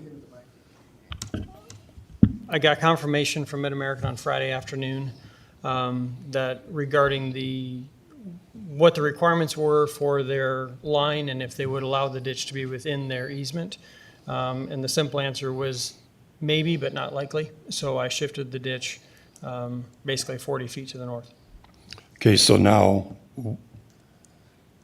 there's the poles, Yes, and they have an easement of 40 feet. 40 feet. And then you have an Ditch. easement of how much? I'd have to look at my Okay. report, the width. My question is, what's going on with that 40 feet in between?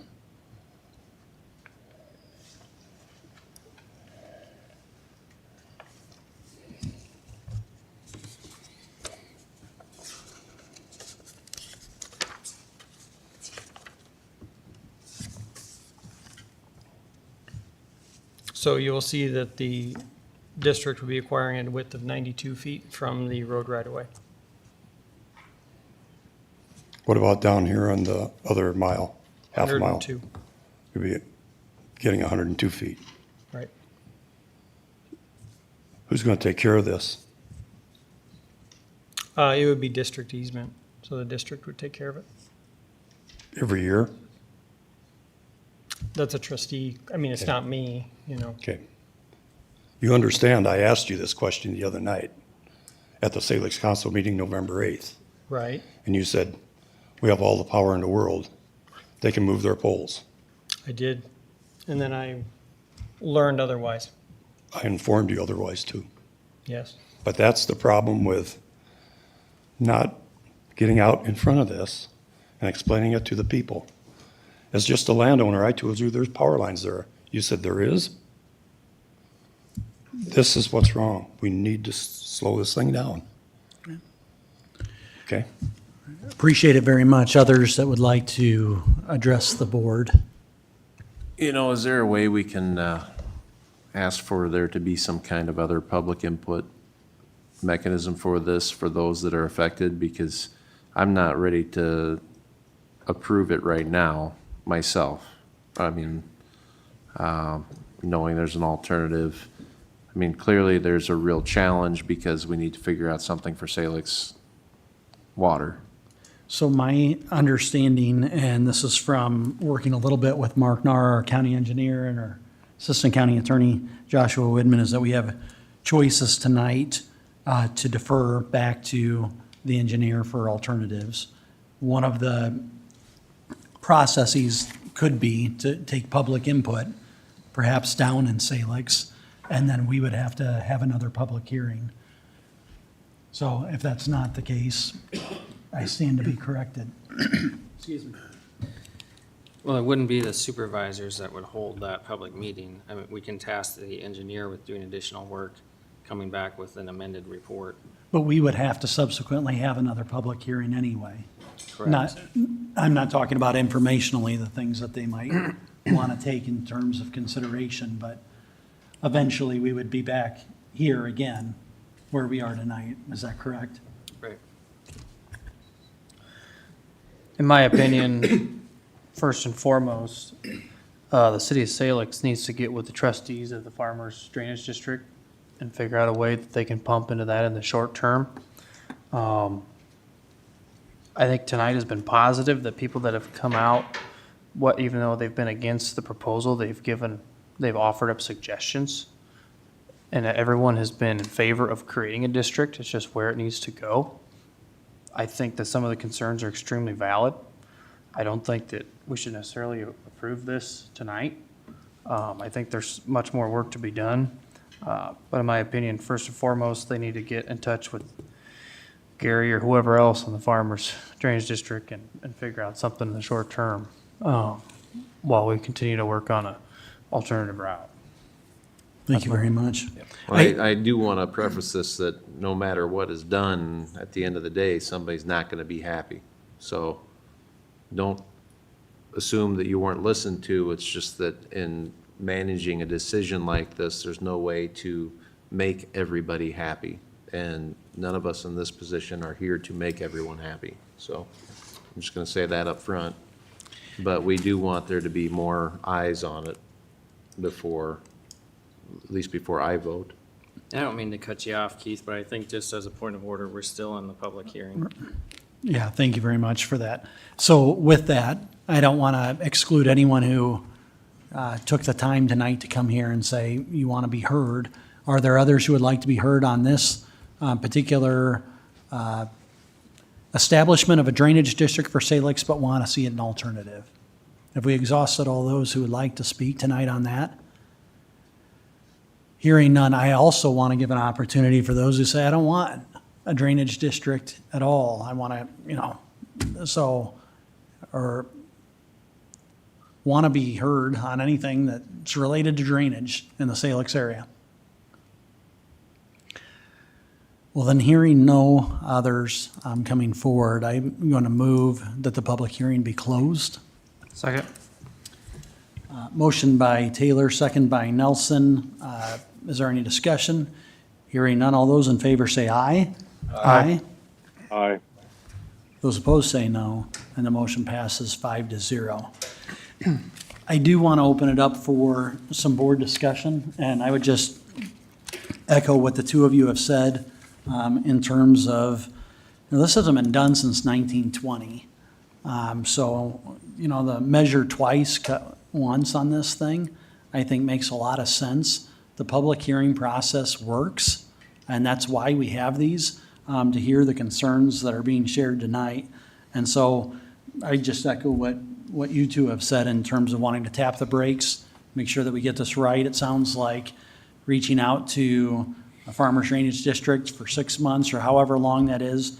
I think the other concern that I have, we're talking about a $50,000 a year cost versus $7,000. And short of knowing the classification and the impact, we're going to hear about it.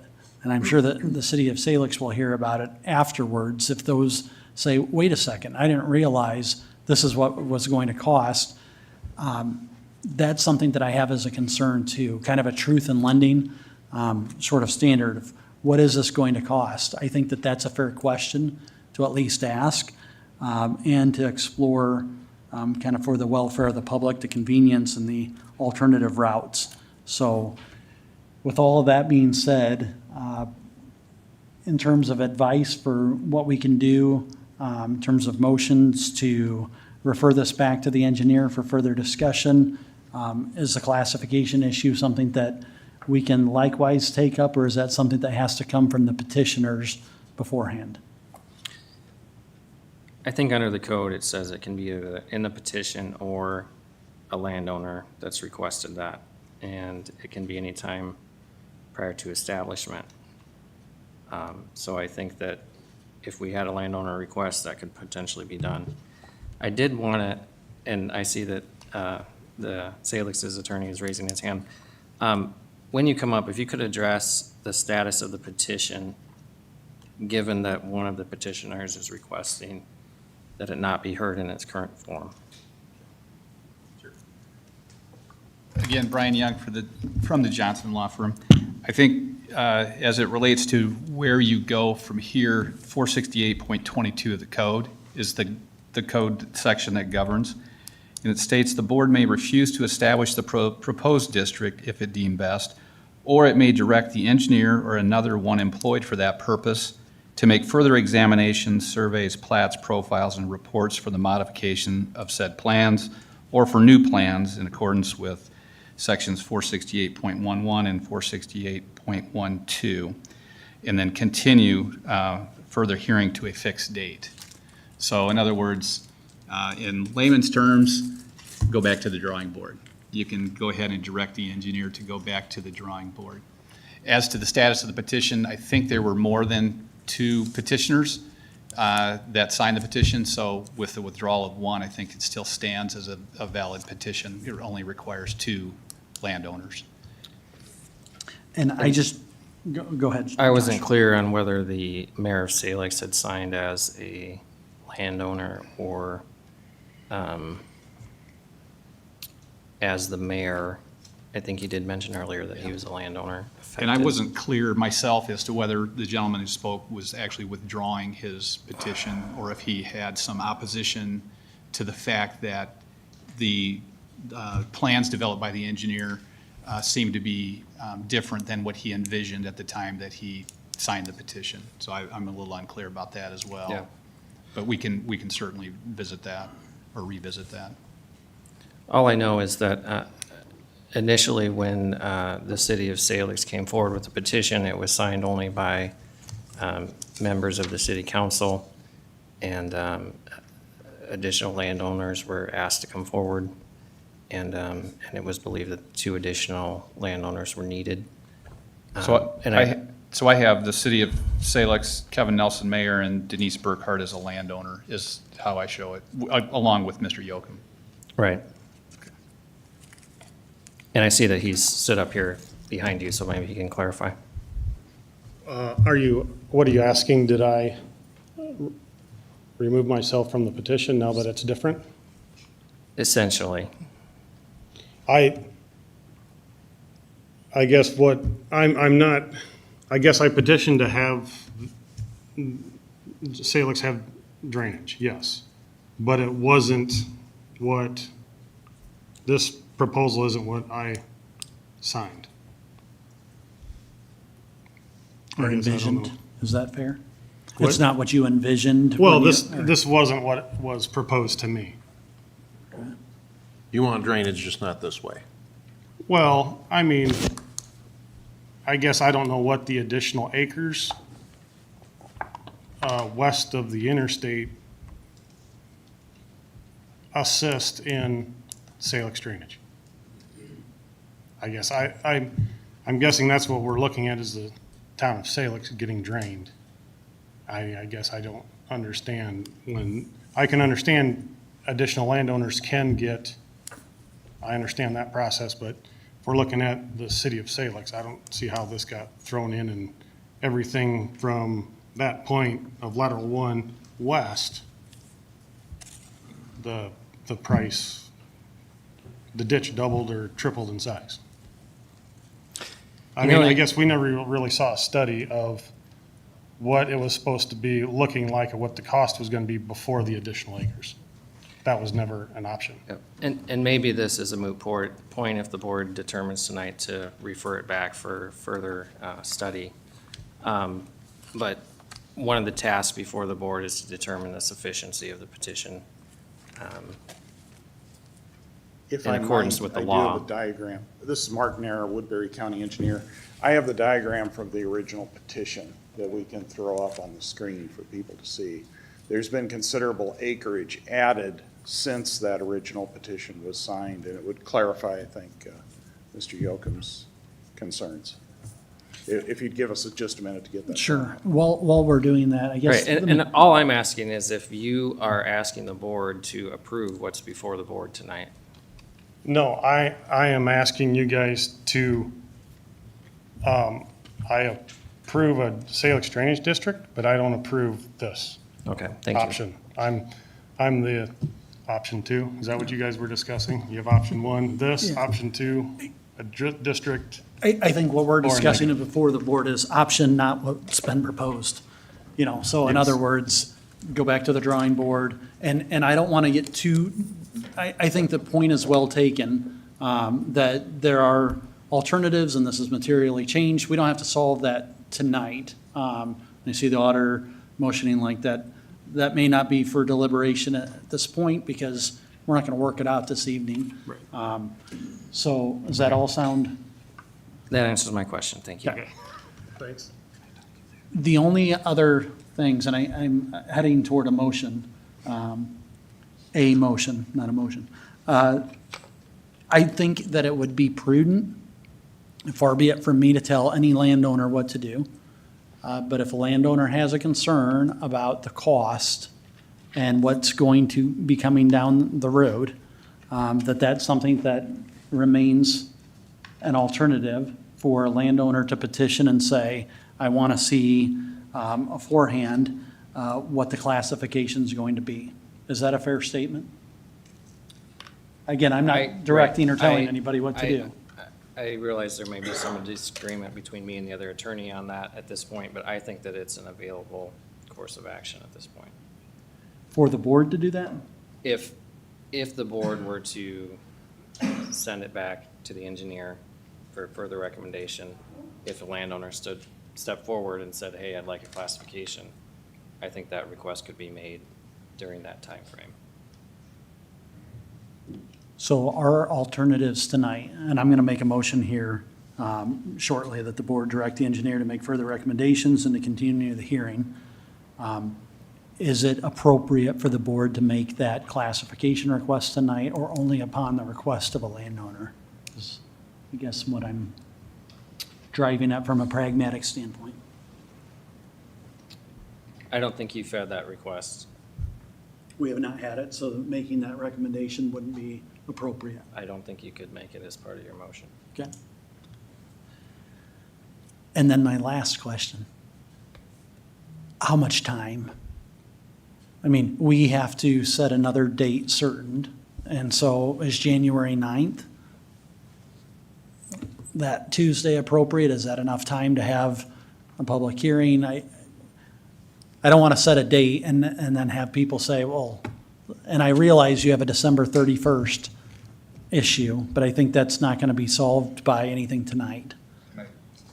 Sure. The other thing I would point out is if the engineer comes up with a new set of plans and there are other landowners that are affected that haven't been notified, then we have to go ahead and go through the statutory notice requirement that we provided for this hearing.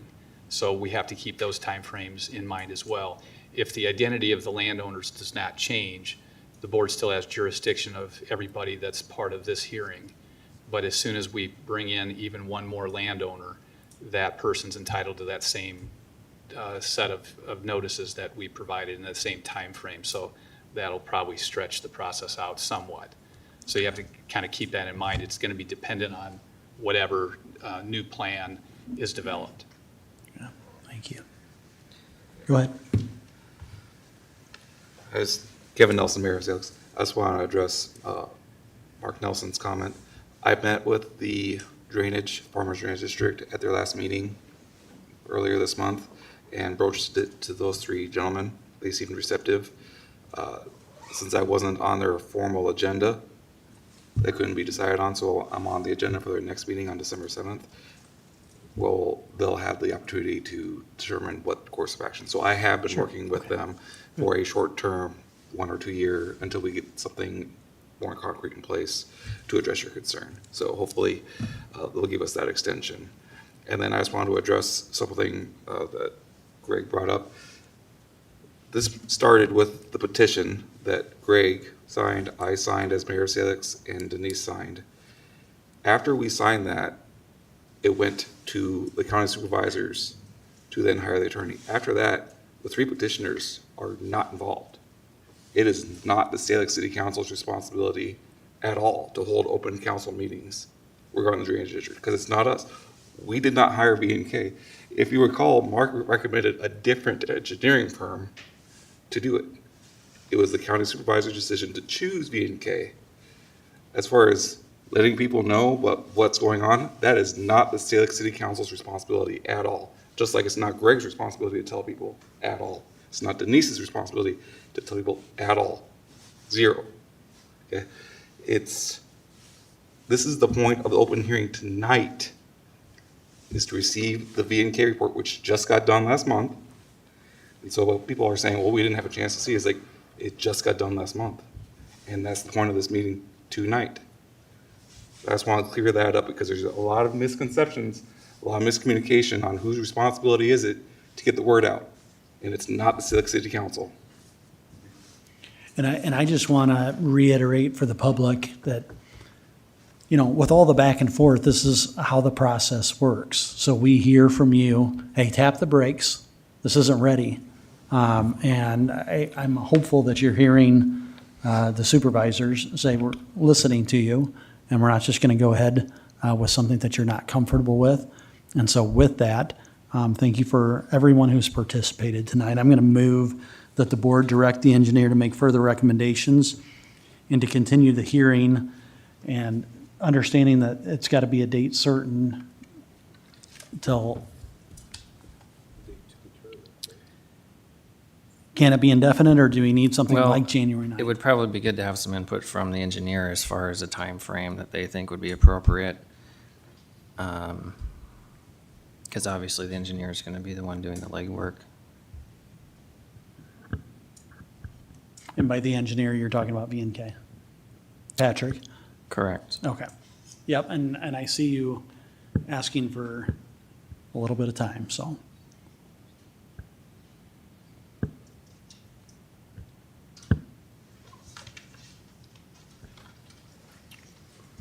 I'm seeing tentatively somewhere around February 20th, because we have the 40-day, so if we look at Wally's petition, that's going to add roughly another section of ground, which means that 40-day clock starts. And I'm going to at least 30 to 45 days to survey, begin a design and then plus 40. So I'm looking at least mid-February. So I would say February 20 would be probably the earliest, just because of the notice requirements. And with that, is there a way that people can be contacting you? I realize this isn't statutory responsibility of the Board of Supervisors, but in gaining or garnering input, I'm assuming that you're available if the Dr. Wagners and others of the world want to give you information and suggestions and proposals? I've had sit-down meetings with several in this room. Okay. So some of them have been fairly lengthy, like Wally's mentioned 3 times, so I've been very open, very accessible. Knew his petition or objection was coming, and didn't disagree, and thus working even to see if that was even an option for an outlet. Okay, thank you very much. So I'm going to finish the motion then, that the board direct the engineer to make further recommendations and continue the hearing until February 20th of 2024. I'll second it, but I'll warn everybody, they might have to hear some of our budgeting. So be it. So, any discussion? Hearing none, all those in favor say aye. Aye. Aye. Those opposed say no, and the motion passes 5-0. Thank you all who attended for that purpose. I appreciate your input very much. We're going to move on in tonight's agenda to item 9 from the Deputy Commissioner of Elections, Steve Hoffmeyer. A is the second-tier canvass of the 2023 city school election. Let her go. Pat Gill, Woodbury County Auditor. I sent Steve home. We're here, this is the Tier 2 canvas of the regular city and school election. What happens is that after the first canvas is just Woodbury County and the surrounding counties that other school districts flow into, and the city of Sioux City. So that first canvas was one you did last week. This is the second tier canvas, which includes the city of Sioux City. Sioux City actually goes into Plymouth County. There are, I think, 2 registered voters who did not participate in this election, so nothing changed in the city election. And then there are 4 school districts, and then there is the Western Iowa Tech Community School District. So we're the control county. We are the control county because of the valuation that is set forth in those counties. And so you just need to receive the second tier canvas. I'll move to receive. Second. Motion by Radig, second by Taylor. Is there discussion? Hearing none, all those in favor say aye. Aye. Those opposed say Aye. no. And the motion passes 5-0. Okay, and then there is Part B. This is the city of Correctionville. Is that, Says Cushing in the, is it Cushing? Yep, all right. Is this for the Cushing Council? It is member? Cushing. City of Cushing, one member won both the mayor and the city council seat, so he declined the city council seat, and this is the only section in the Iowa Code that allows the second place finisher to assume that role if he wants to. So you need taking a motion to accept that. I'll move to receive that. Second? Motion by Radig, second by Bittinger. Is there any discussion? Hearing none, all those in favor say aye. Aye. Those opposed say no. And the motion passes 5-0. Looks like we've got quite a bit of signing to do. I just said, looks like we have quite a bit of signing to Yes. do. Thank you very much, Auditor Gill. These are coming from your left to your right.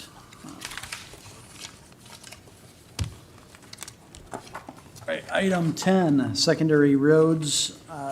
Item A is approval of the certificate of completion of the project slurry leveling wedge, K45 2022 with Midwest Coatings for $173,860.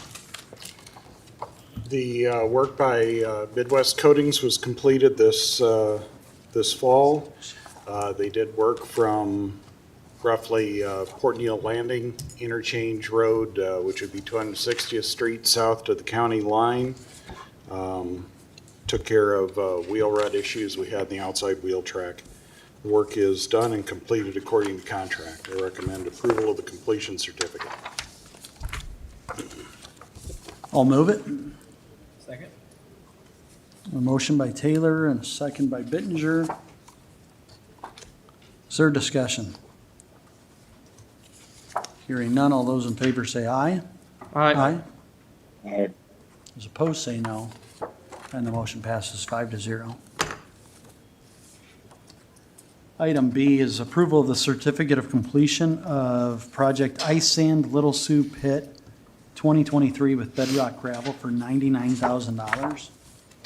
The material has been washed, sieved, and completed in satisfaction of the contract. I recommend approval of the de-icing sand contract with bedrock gravel.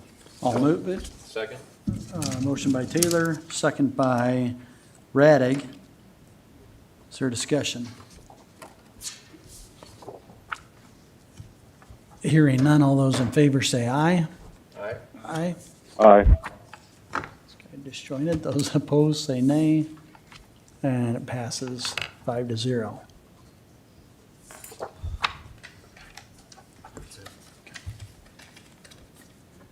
Thank you very much, and thanks for your input as well, Mark, on Thank you. drainage district issues, and to the extent that you can remain involved and up to date. I think your expertise and perspective of the county is certainly I'd like to appreciated. get an electronic copy of the revised petition. I haven't seen that yet. so. Okay. Karen, is that something that you can, Karen or Michelle, potentially pass along to Mark tomorrow? All right. Thank you. Thank you very much. And may not be a bad idea to have that posted on our website as well, if that's a potential. That was received, so it will be posted after the meeting minutes are approved. Thank you very much. Okay, item 11. Thanks for your patience tonight with a longer than normal board meeting. Board of Supervisors, Supervisor Radig, discussion of the homeowners assistance fund. So I invited Tina here. I had gotten a call from officials at the state of Iowa asking us if we could bring up the homeowners assistance fund. It's state ARPA dollars, essentially, that pay back taxes, correct? I'll let you speak to it. Obviously, I didn't put it on the agenda for us as action because I can't direct, or we can't direct the treasurer's office to do anything, but we can give our treasurer an opportunity to speak to the decision-making in the process. So thanks for being here, and sorry we made you sit through a public hearing. It's okay. Thank you for letting me speak tonight. Tina Bertrand, Woodbury County Treasurer. The state does have a homeowners assistance fund program that is part of the whole ARPA funding through the federal government. It was actually brought to the board back in November 1st of 2022 as an information item. I was first made aware of it last October. Since then, they've come out with 3 iterations of agreements. So in order for us to participate in the program, a homeowner has to qualify. There's several different items as far as what the program is. Each vendor or service provider, so it would be made up of mortgage companies, homeowners associations, property taxes, which would be the treasurer's office, insurance, homeowners insurance and things like that. There's just certain steps that have to be followed in order to do that. But in order for any one of those service providers to participate in the program, to receive funds, we were asked to sign an agreement. So the first agreement that came out, all the treasurers actually had did not like it because the way it was actually worded was it was actually it was competing with our statutory requirement to collect taxes. So it was going to stop us from being able to do tax sales or any other types of things that actually would have impacted our statutory authorities and actually our requirements. So that was the first contract that came out in October of last year, end of October, beginning of November last year. May of 2023, they actually issued a revision. In that revision, they actually acknowledged our statutory requirement that they could not actually strip us of that. And there were a few other items that actually came out, at least from my concern. There was one item that references a Graham-Leach-Bliley Act, which is a federal act that actually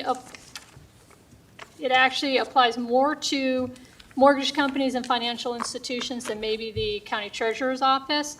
Because that agreement was a collective, cohesive agreement to cover all service providers, I can understand why they might have had that clause in there.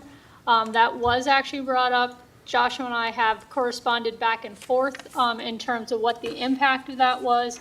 I also contacted IT to see if we met those requirements or not. They indicated that they did not necessarily meet. We as a county do not necessarily meet some of those standards, partly because I think, and I'm speculating a little bit on this, because we are not a financial institution.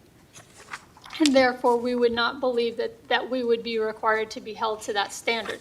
The concern, however, is the way it's actually written in the agreement, that by signing the agreement as it stood, is we would potentially open ourselves up to county as a whole having to meet those standards. Those are some of the things that, at least that was an understanding that I got through some of my correspondence with the county attorney's office. The state has reached out to several treasurers and counties to try to inquire and still work through some of these ongoing issues. Currently, I think there are 43 of the 99 counties participating, so there's slightly less than half of the counties are participating in the program. In September, I did talk to Deb Townsend at the authority, at the Homer, it's called the IFA, Iowa Finance Authority. Spoke to her about that, brought up that concern. When they actually issued another iteration in October, came out middle of October, and it was actually directed to just the treasurers. So they revised a large swath of it. They kept quite a few things the same, but I was hopeful that they might strike that clause to that act, that federal act, but they did not. So I have been in correspondence with, I believe Supervisor Radig received some correspondence through Debbie Durham, and that was through another person in her office, Terry, and I don't want to pronounce her last name incorrectly. I spoke with her today asking, is this something, we're not sure why, either I wasn't communicating correctly with Deb Townsend or it is left in there for a reason. So she was going to reach out to her legal counsel to see if this clause had to stay as is. Now, I don't want to put Joshua on the spot. I know that it was in the correspondence that Supervisor Radig said it was presented to him that myself and the county attorney's office is not willing to sign the agreement, and I want to clarify that it's actually me, the treasurer, who's not willing to sign it as is. I did communicate that I was reaching out and I was seeking some guidance from the county attorney's office, and I thought I had expressed my concerns clearly as to how I got to where I got to why I, at this point in time, have my concerns of actually signing the agreement as is. I do actually have copies of the latest agreement for the board if you would like them. And with it, I also included just kind of the overview of the program, the funding, because there is an income eligibility requirement for people, and just which counties actually are participating and which ones are not. If you would like to receive that in, I have them here for you. I would move to receive. Motion by Taylor, second by Nelson. Is there discussion? Hearing none, all those in favor say aye. Aye. Aye. Those opposed say no, and the motion passes 5-0. Thank you.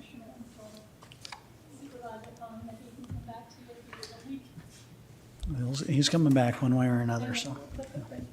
Thank you. Supervisor Ong, it's right here for you. Actually, I was hoping you could overnight that. I'll drop With it off on my Thanksgiving, way you out. may be back before it reaches you, so. Other thoughts or information the board should know? Right now, we know that there's about 5 or 6 people who have applied. I don't know if they've actually been approved. The indication from what I saw in the agenda item was that there was approximately $5,000 worth of available taxes to be paid. And just to kind of go over a few things from a treasurer perspective, just about anybody can pay property taxes. So we have lots of outside parties, particularly when you have escrow companies, third-party mortgage companies, and actually mortgage companies will even reach out to third-party vendors to pay property taxes on behalf of their, on behalf of the people who have actually the loans. So from a county perspective, and this is something that some of the other treasurers have discussed, is that why are we being required to sign an agreement to participate in something like this? Why is it that the state has, are there other alternatives for us to be able to help a homeowner without having to have some of these other requirements? Again, it's a grant program, it's a federal program, so that would be something that's probably more directed to the state. I'm not necessarily opposed to signing an agreement and participate, because we do want to help our homeowners. We understand that for somebody who may have hit some tough times, it is directly related to COVID, so there are some constraints. We would not have any authority in actually approving or determining eligibility for a homeowner, but we understand it's very personal for them. This is their home. we don't want them to lose it any more than they want to lose it. But as treasurer, I also have to be cognizant of the fact that we don't want to open up the county, or I don't want to open up the county, or even just the treasurer's department, to having to now maintain and put in safeguards that are much higher than what we have to do right now. And some of the things that come in, and the 2 points that were probably identified was not protection of non-personal information, which would include name and address. So everybody knows right now, if you go onto the county website and you go to Beacon, type in your name, you can find your parcel, you can find your address. If you go to our third party, if you go to our link for payment of property taxes, you can type in somebody's name and their address, and you'd be able to see their name, their address, and all of their past payments. So those things are already considered public information as far as I'm concerned. So, again, not being a lawyer, not understanding fully how these additional safeguards might be, where we might have to comply. And I appreciate all the help that I did get from the county attorney's office, but I'm not even so sure that anybody's spent enough time to actually dig into what level and what our risk is to that. I just don't see it as something that at this point in time we can continue to have conversations with the state. And then just to clarify, the person that emailed me was Terry Rozonki from Iowa Finance. Basically, in the email says that 5 homeowners owe approximately $5,000 to Woodbury County in delinquent taxes. Due to the submission dates, they estimate it's likely to be over $10,000 in delinquent taxes paid on behalf of these homeowners. In order to participate, the county must execute a provider participation agreement via Adobe Sign, and Deb Townsend from their team manages that program and would be happy to work directly with the treasurer's office. But it sounds like there are quite a few concerns not met, or I think we're down to one, and it was something that I did discuss with her back in September. I will admit that she did send something to me about September 19th, which was the same clause that was actually included in the first, second, and now the third iteration. I will, middle of September is kind of our busy time for collection of taxes, so I was not Johnny on the spot with it. And then when a new one came out, and that clause didn't change, I wasn't actually sure what happened and why. I don't know if it's resistance or if it was just an oversight. And talking with Terry today, she was uncertain as to what the situation was. She felt that she was new coming into Terry is a little new to the team, I guess, so she was not quite up to speed, so she wasn't clearly understanding Deb's trying to communicate what some of my concerns were. So I think there might have been a little bit of lost translation in there between the different parties. So she was going to go back and talk to her legal counsel to find out if it was an oversight, because it's one clause. If you actually look at the contract, it's page, I believe it's on page 3. Maybe it's on page 2. Sorry, it's on page 2, paragraph number 6, and it's that last clause, F, which I think everything else in this clause, I think we might be able to, protect to the best of our ability, but I think it's that it's the Graham-Leach-Bliley Act that actually references the safeguards, the FTC safeguards that are required for financial institutions. And that's really the biggest issue for us. And I don't know, Joshua, if you have anything else to add to that. Right. And you did a good job of explaining how we got where we're at right now. The agreement itself has improved a lot since when it first came out. Initially, the initial draft, I'm part of the Iowa County Attorneys Association Civil Practice Committee, and it was discussed with our committee, and all of the county attorneys across the state that are part of that committee were recommending that, again, signing it because of the terms of the agreement. Basically asking the treasurer to agree to suspend the statutory duties of tax collection. And really, there's no way of doing that through agreement. So those parts have been removed. This specific item, I think, is still problematic. It would require the county to meet the same safeguards as a bank, a financial institution. And the information related to the parcel and the amounts due and the names and things like that. And this little bit of discussion I was a part of with IT, we simply don't have that capability of protecting it in that way. And if you go into the FTC safeguard rules under that act, you have to have basically a whole level of cybersecurity and a person dedicated to monitoring it. And I think that there would be a cost to the county that would outweigh any additional tax revenue, from my understanding of what would be required of the county under that act.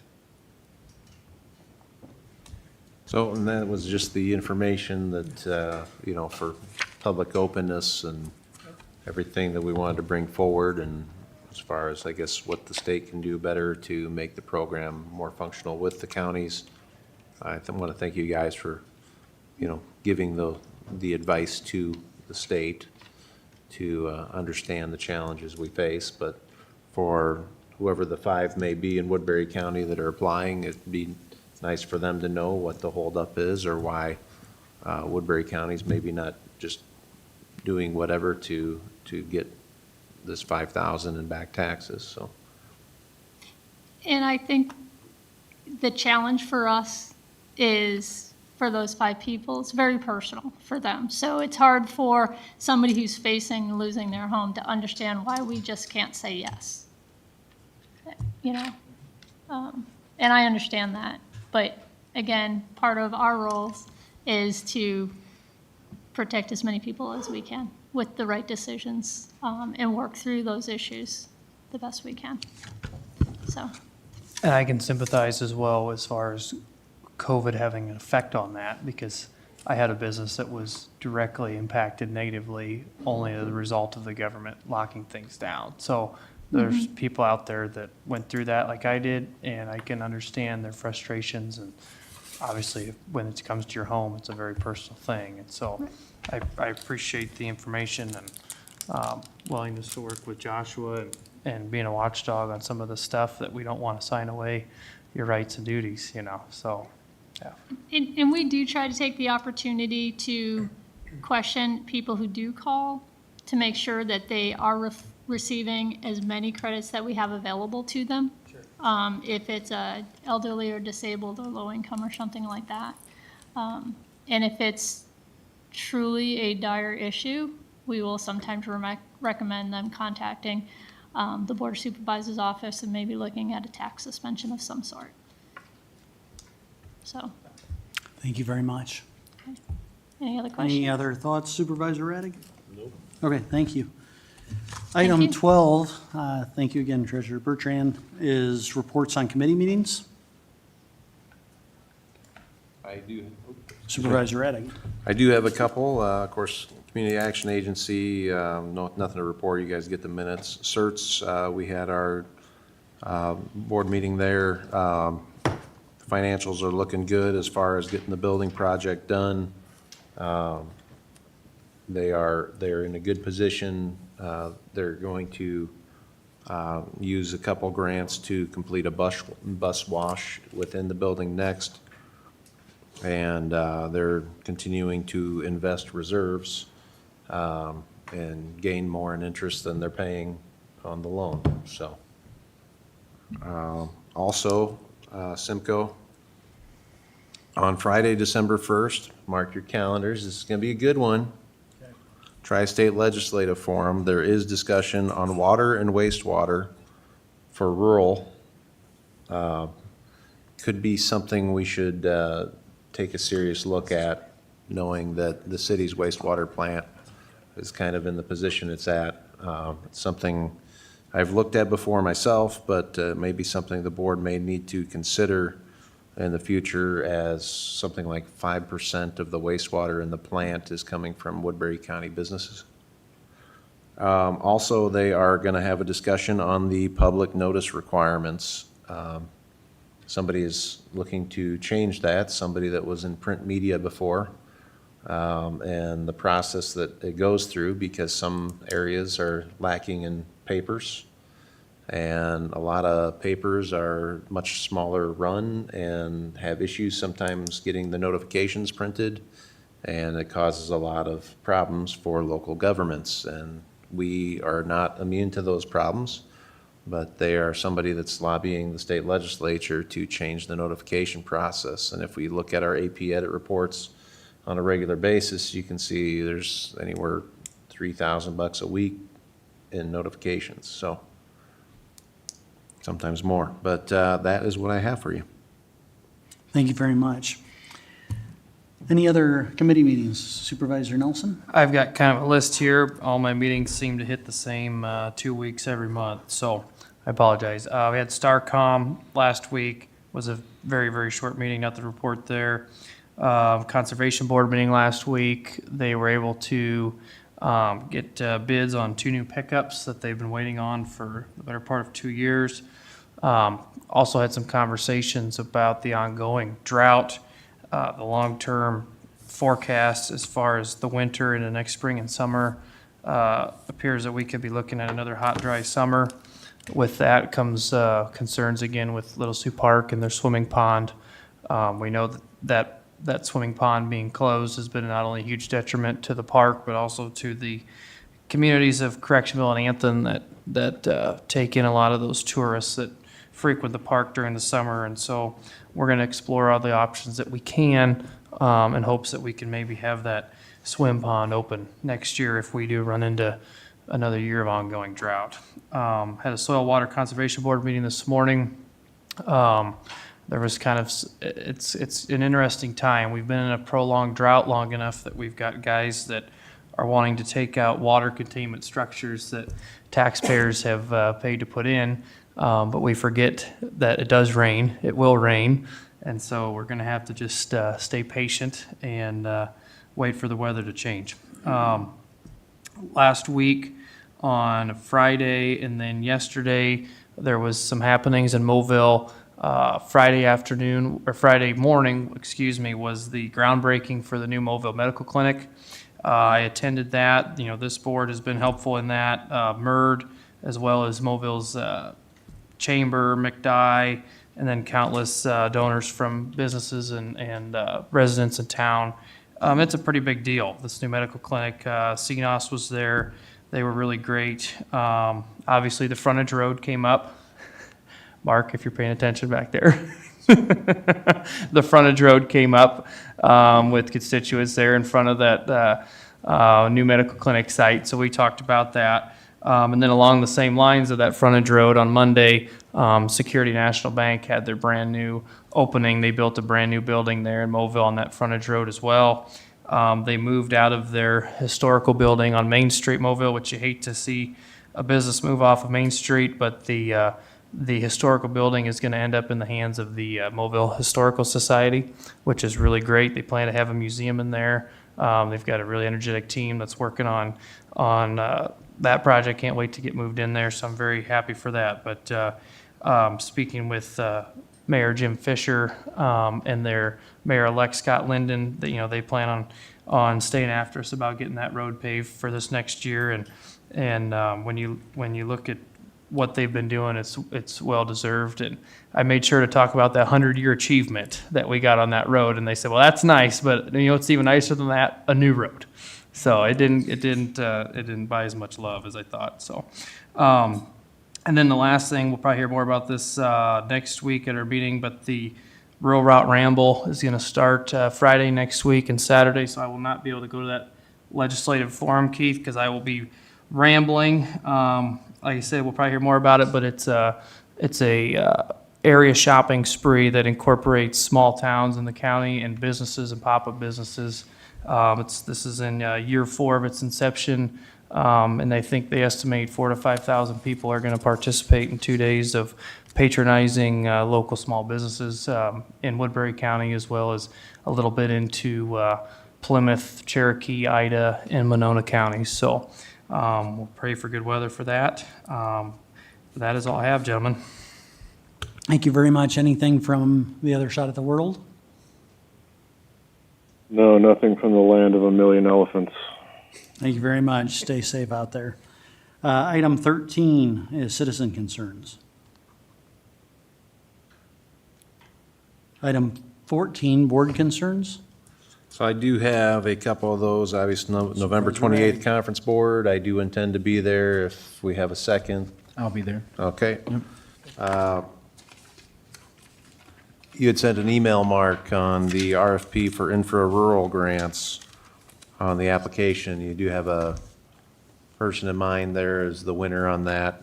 I was wondering, because on December 6th at 11 a.m., we're doing a DC focus group for Siouxland Chamber.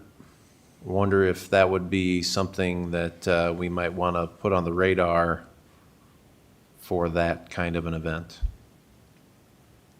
Yeah, that would probably be a good idea. I've already spoken to Barbara Sloniker there that we'd be looking for a letter of support when that grant application is ready to go. But I think December 6th I'd be available, so. Okay. That's at 11 a.m. I'm guessing, let me see if I got it in my email real quick. Just fire it my way and I'll put it on the calendar. Sounds good. Mark, while we've got you, I just want to thank you for, your expertise kind of goes outside of secondary roads into drainage and interchange and everything else. So thanks for being a compendium of knowledge and always taking the call. So Thanks. appreciate it very much. All right, anything else for the good of the cause? The only other, Supervisor Bittinger. only other thing I have is, right now is District 3 Supervisors, which includes Woodbury County. They're having a meeting at the Pizza Ranch in Storm Lake on the 29th at 11 a.m. So I might be going that way to see a church up there, so I might stop in. So if anybody wants to ride, they're more than welcome to come with me. So it's 29th at 11. Limit it to one other and. Yeah, right, correct. Yeah, one other, yes. So I think we're trying to set a record and go past 7, but Dennis Butler.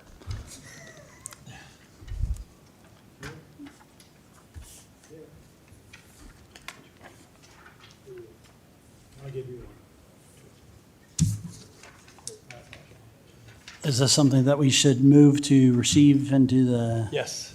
record? Move to receive. Second. Motion by Raddick, second by Nelson. This is to receive the Law Enforcement Center Project Financial Recap Summary, November 21st, 2023. Is there discussion? Hearing none. All those in favor say aye. Aye. Those opposed say Aye. no. And the motion passes 5-0. Dennis, do you want to Sure. tell the public what's being presented here? This is an update as of today. The only thing it did not include, they did pass some potential change orders that amount to about 158,000. So I'll have to go back and add that onto the contract, which will eat into the 1,157,000. Also, and Mark, I want to say something on this, that they did de-obligate, take out of the contract the 250,000 a day. So with that taken out, they'll reduce their contract, which automatically will increase the allocation that's available by 250,000. And without deliberating on this, because you brought it up, I just want to make sure that I understand. My understanding right now is to take a motion of the board here to allow them to use it for a purpose that was not the original 250,000. Is Okay. that fair? Yeah, and it should be put in the 1,157,000 also, because they shouldn't really use it for anything else, because we have problems coming down the road. Understood. Yep. And again, I don't want to get into it, but my understanding is the board could take action to say Yep. that those funds are available for something else, and that Yep. would be appropriate. And we should probably put that on the agenda next week, so we know where we're at, because we did pay 600 and approximately 67 or 47,000 bills today, which has been reflected in here. Also reflected in here is the 470,000 ARPA funds, standard deduction reallocated over. There's 471,000 left. They have some potential big claims out there, but I don't want to include them here because it's all guessing. I don't want to put a panic mode into saying, whoa, it's 2 million here, or it's 1 million here. We need to wait to see what they're going to be.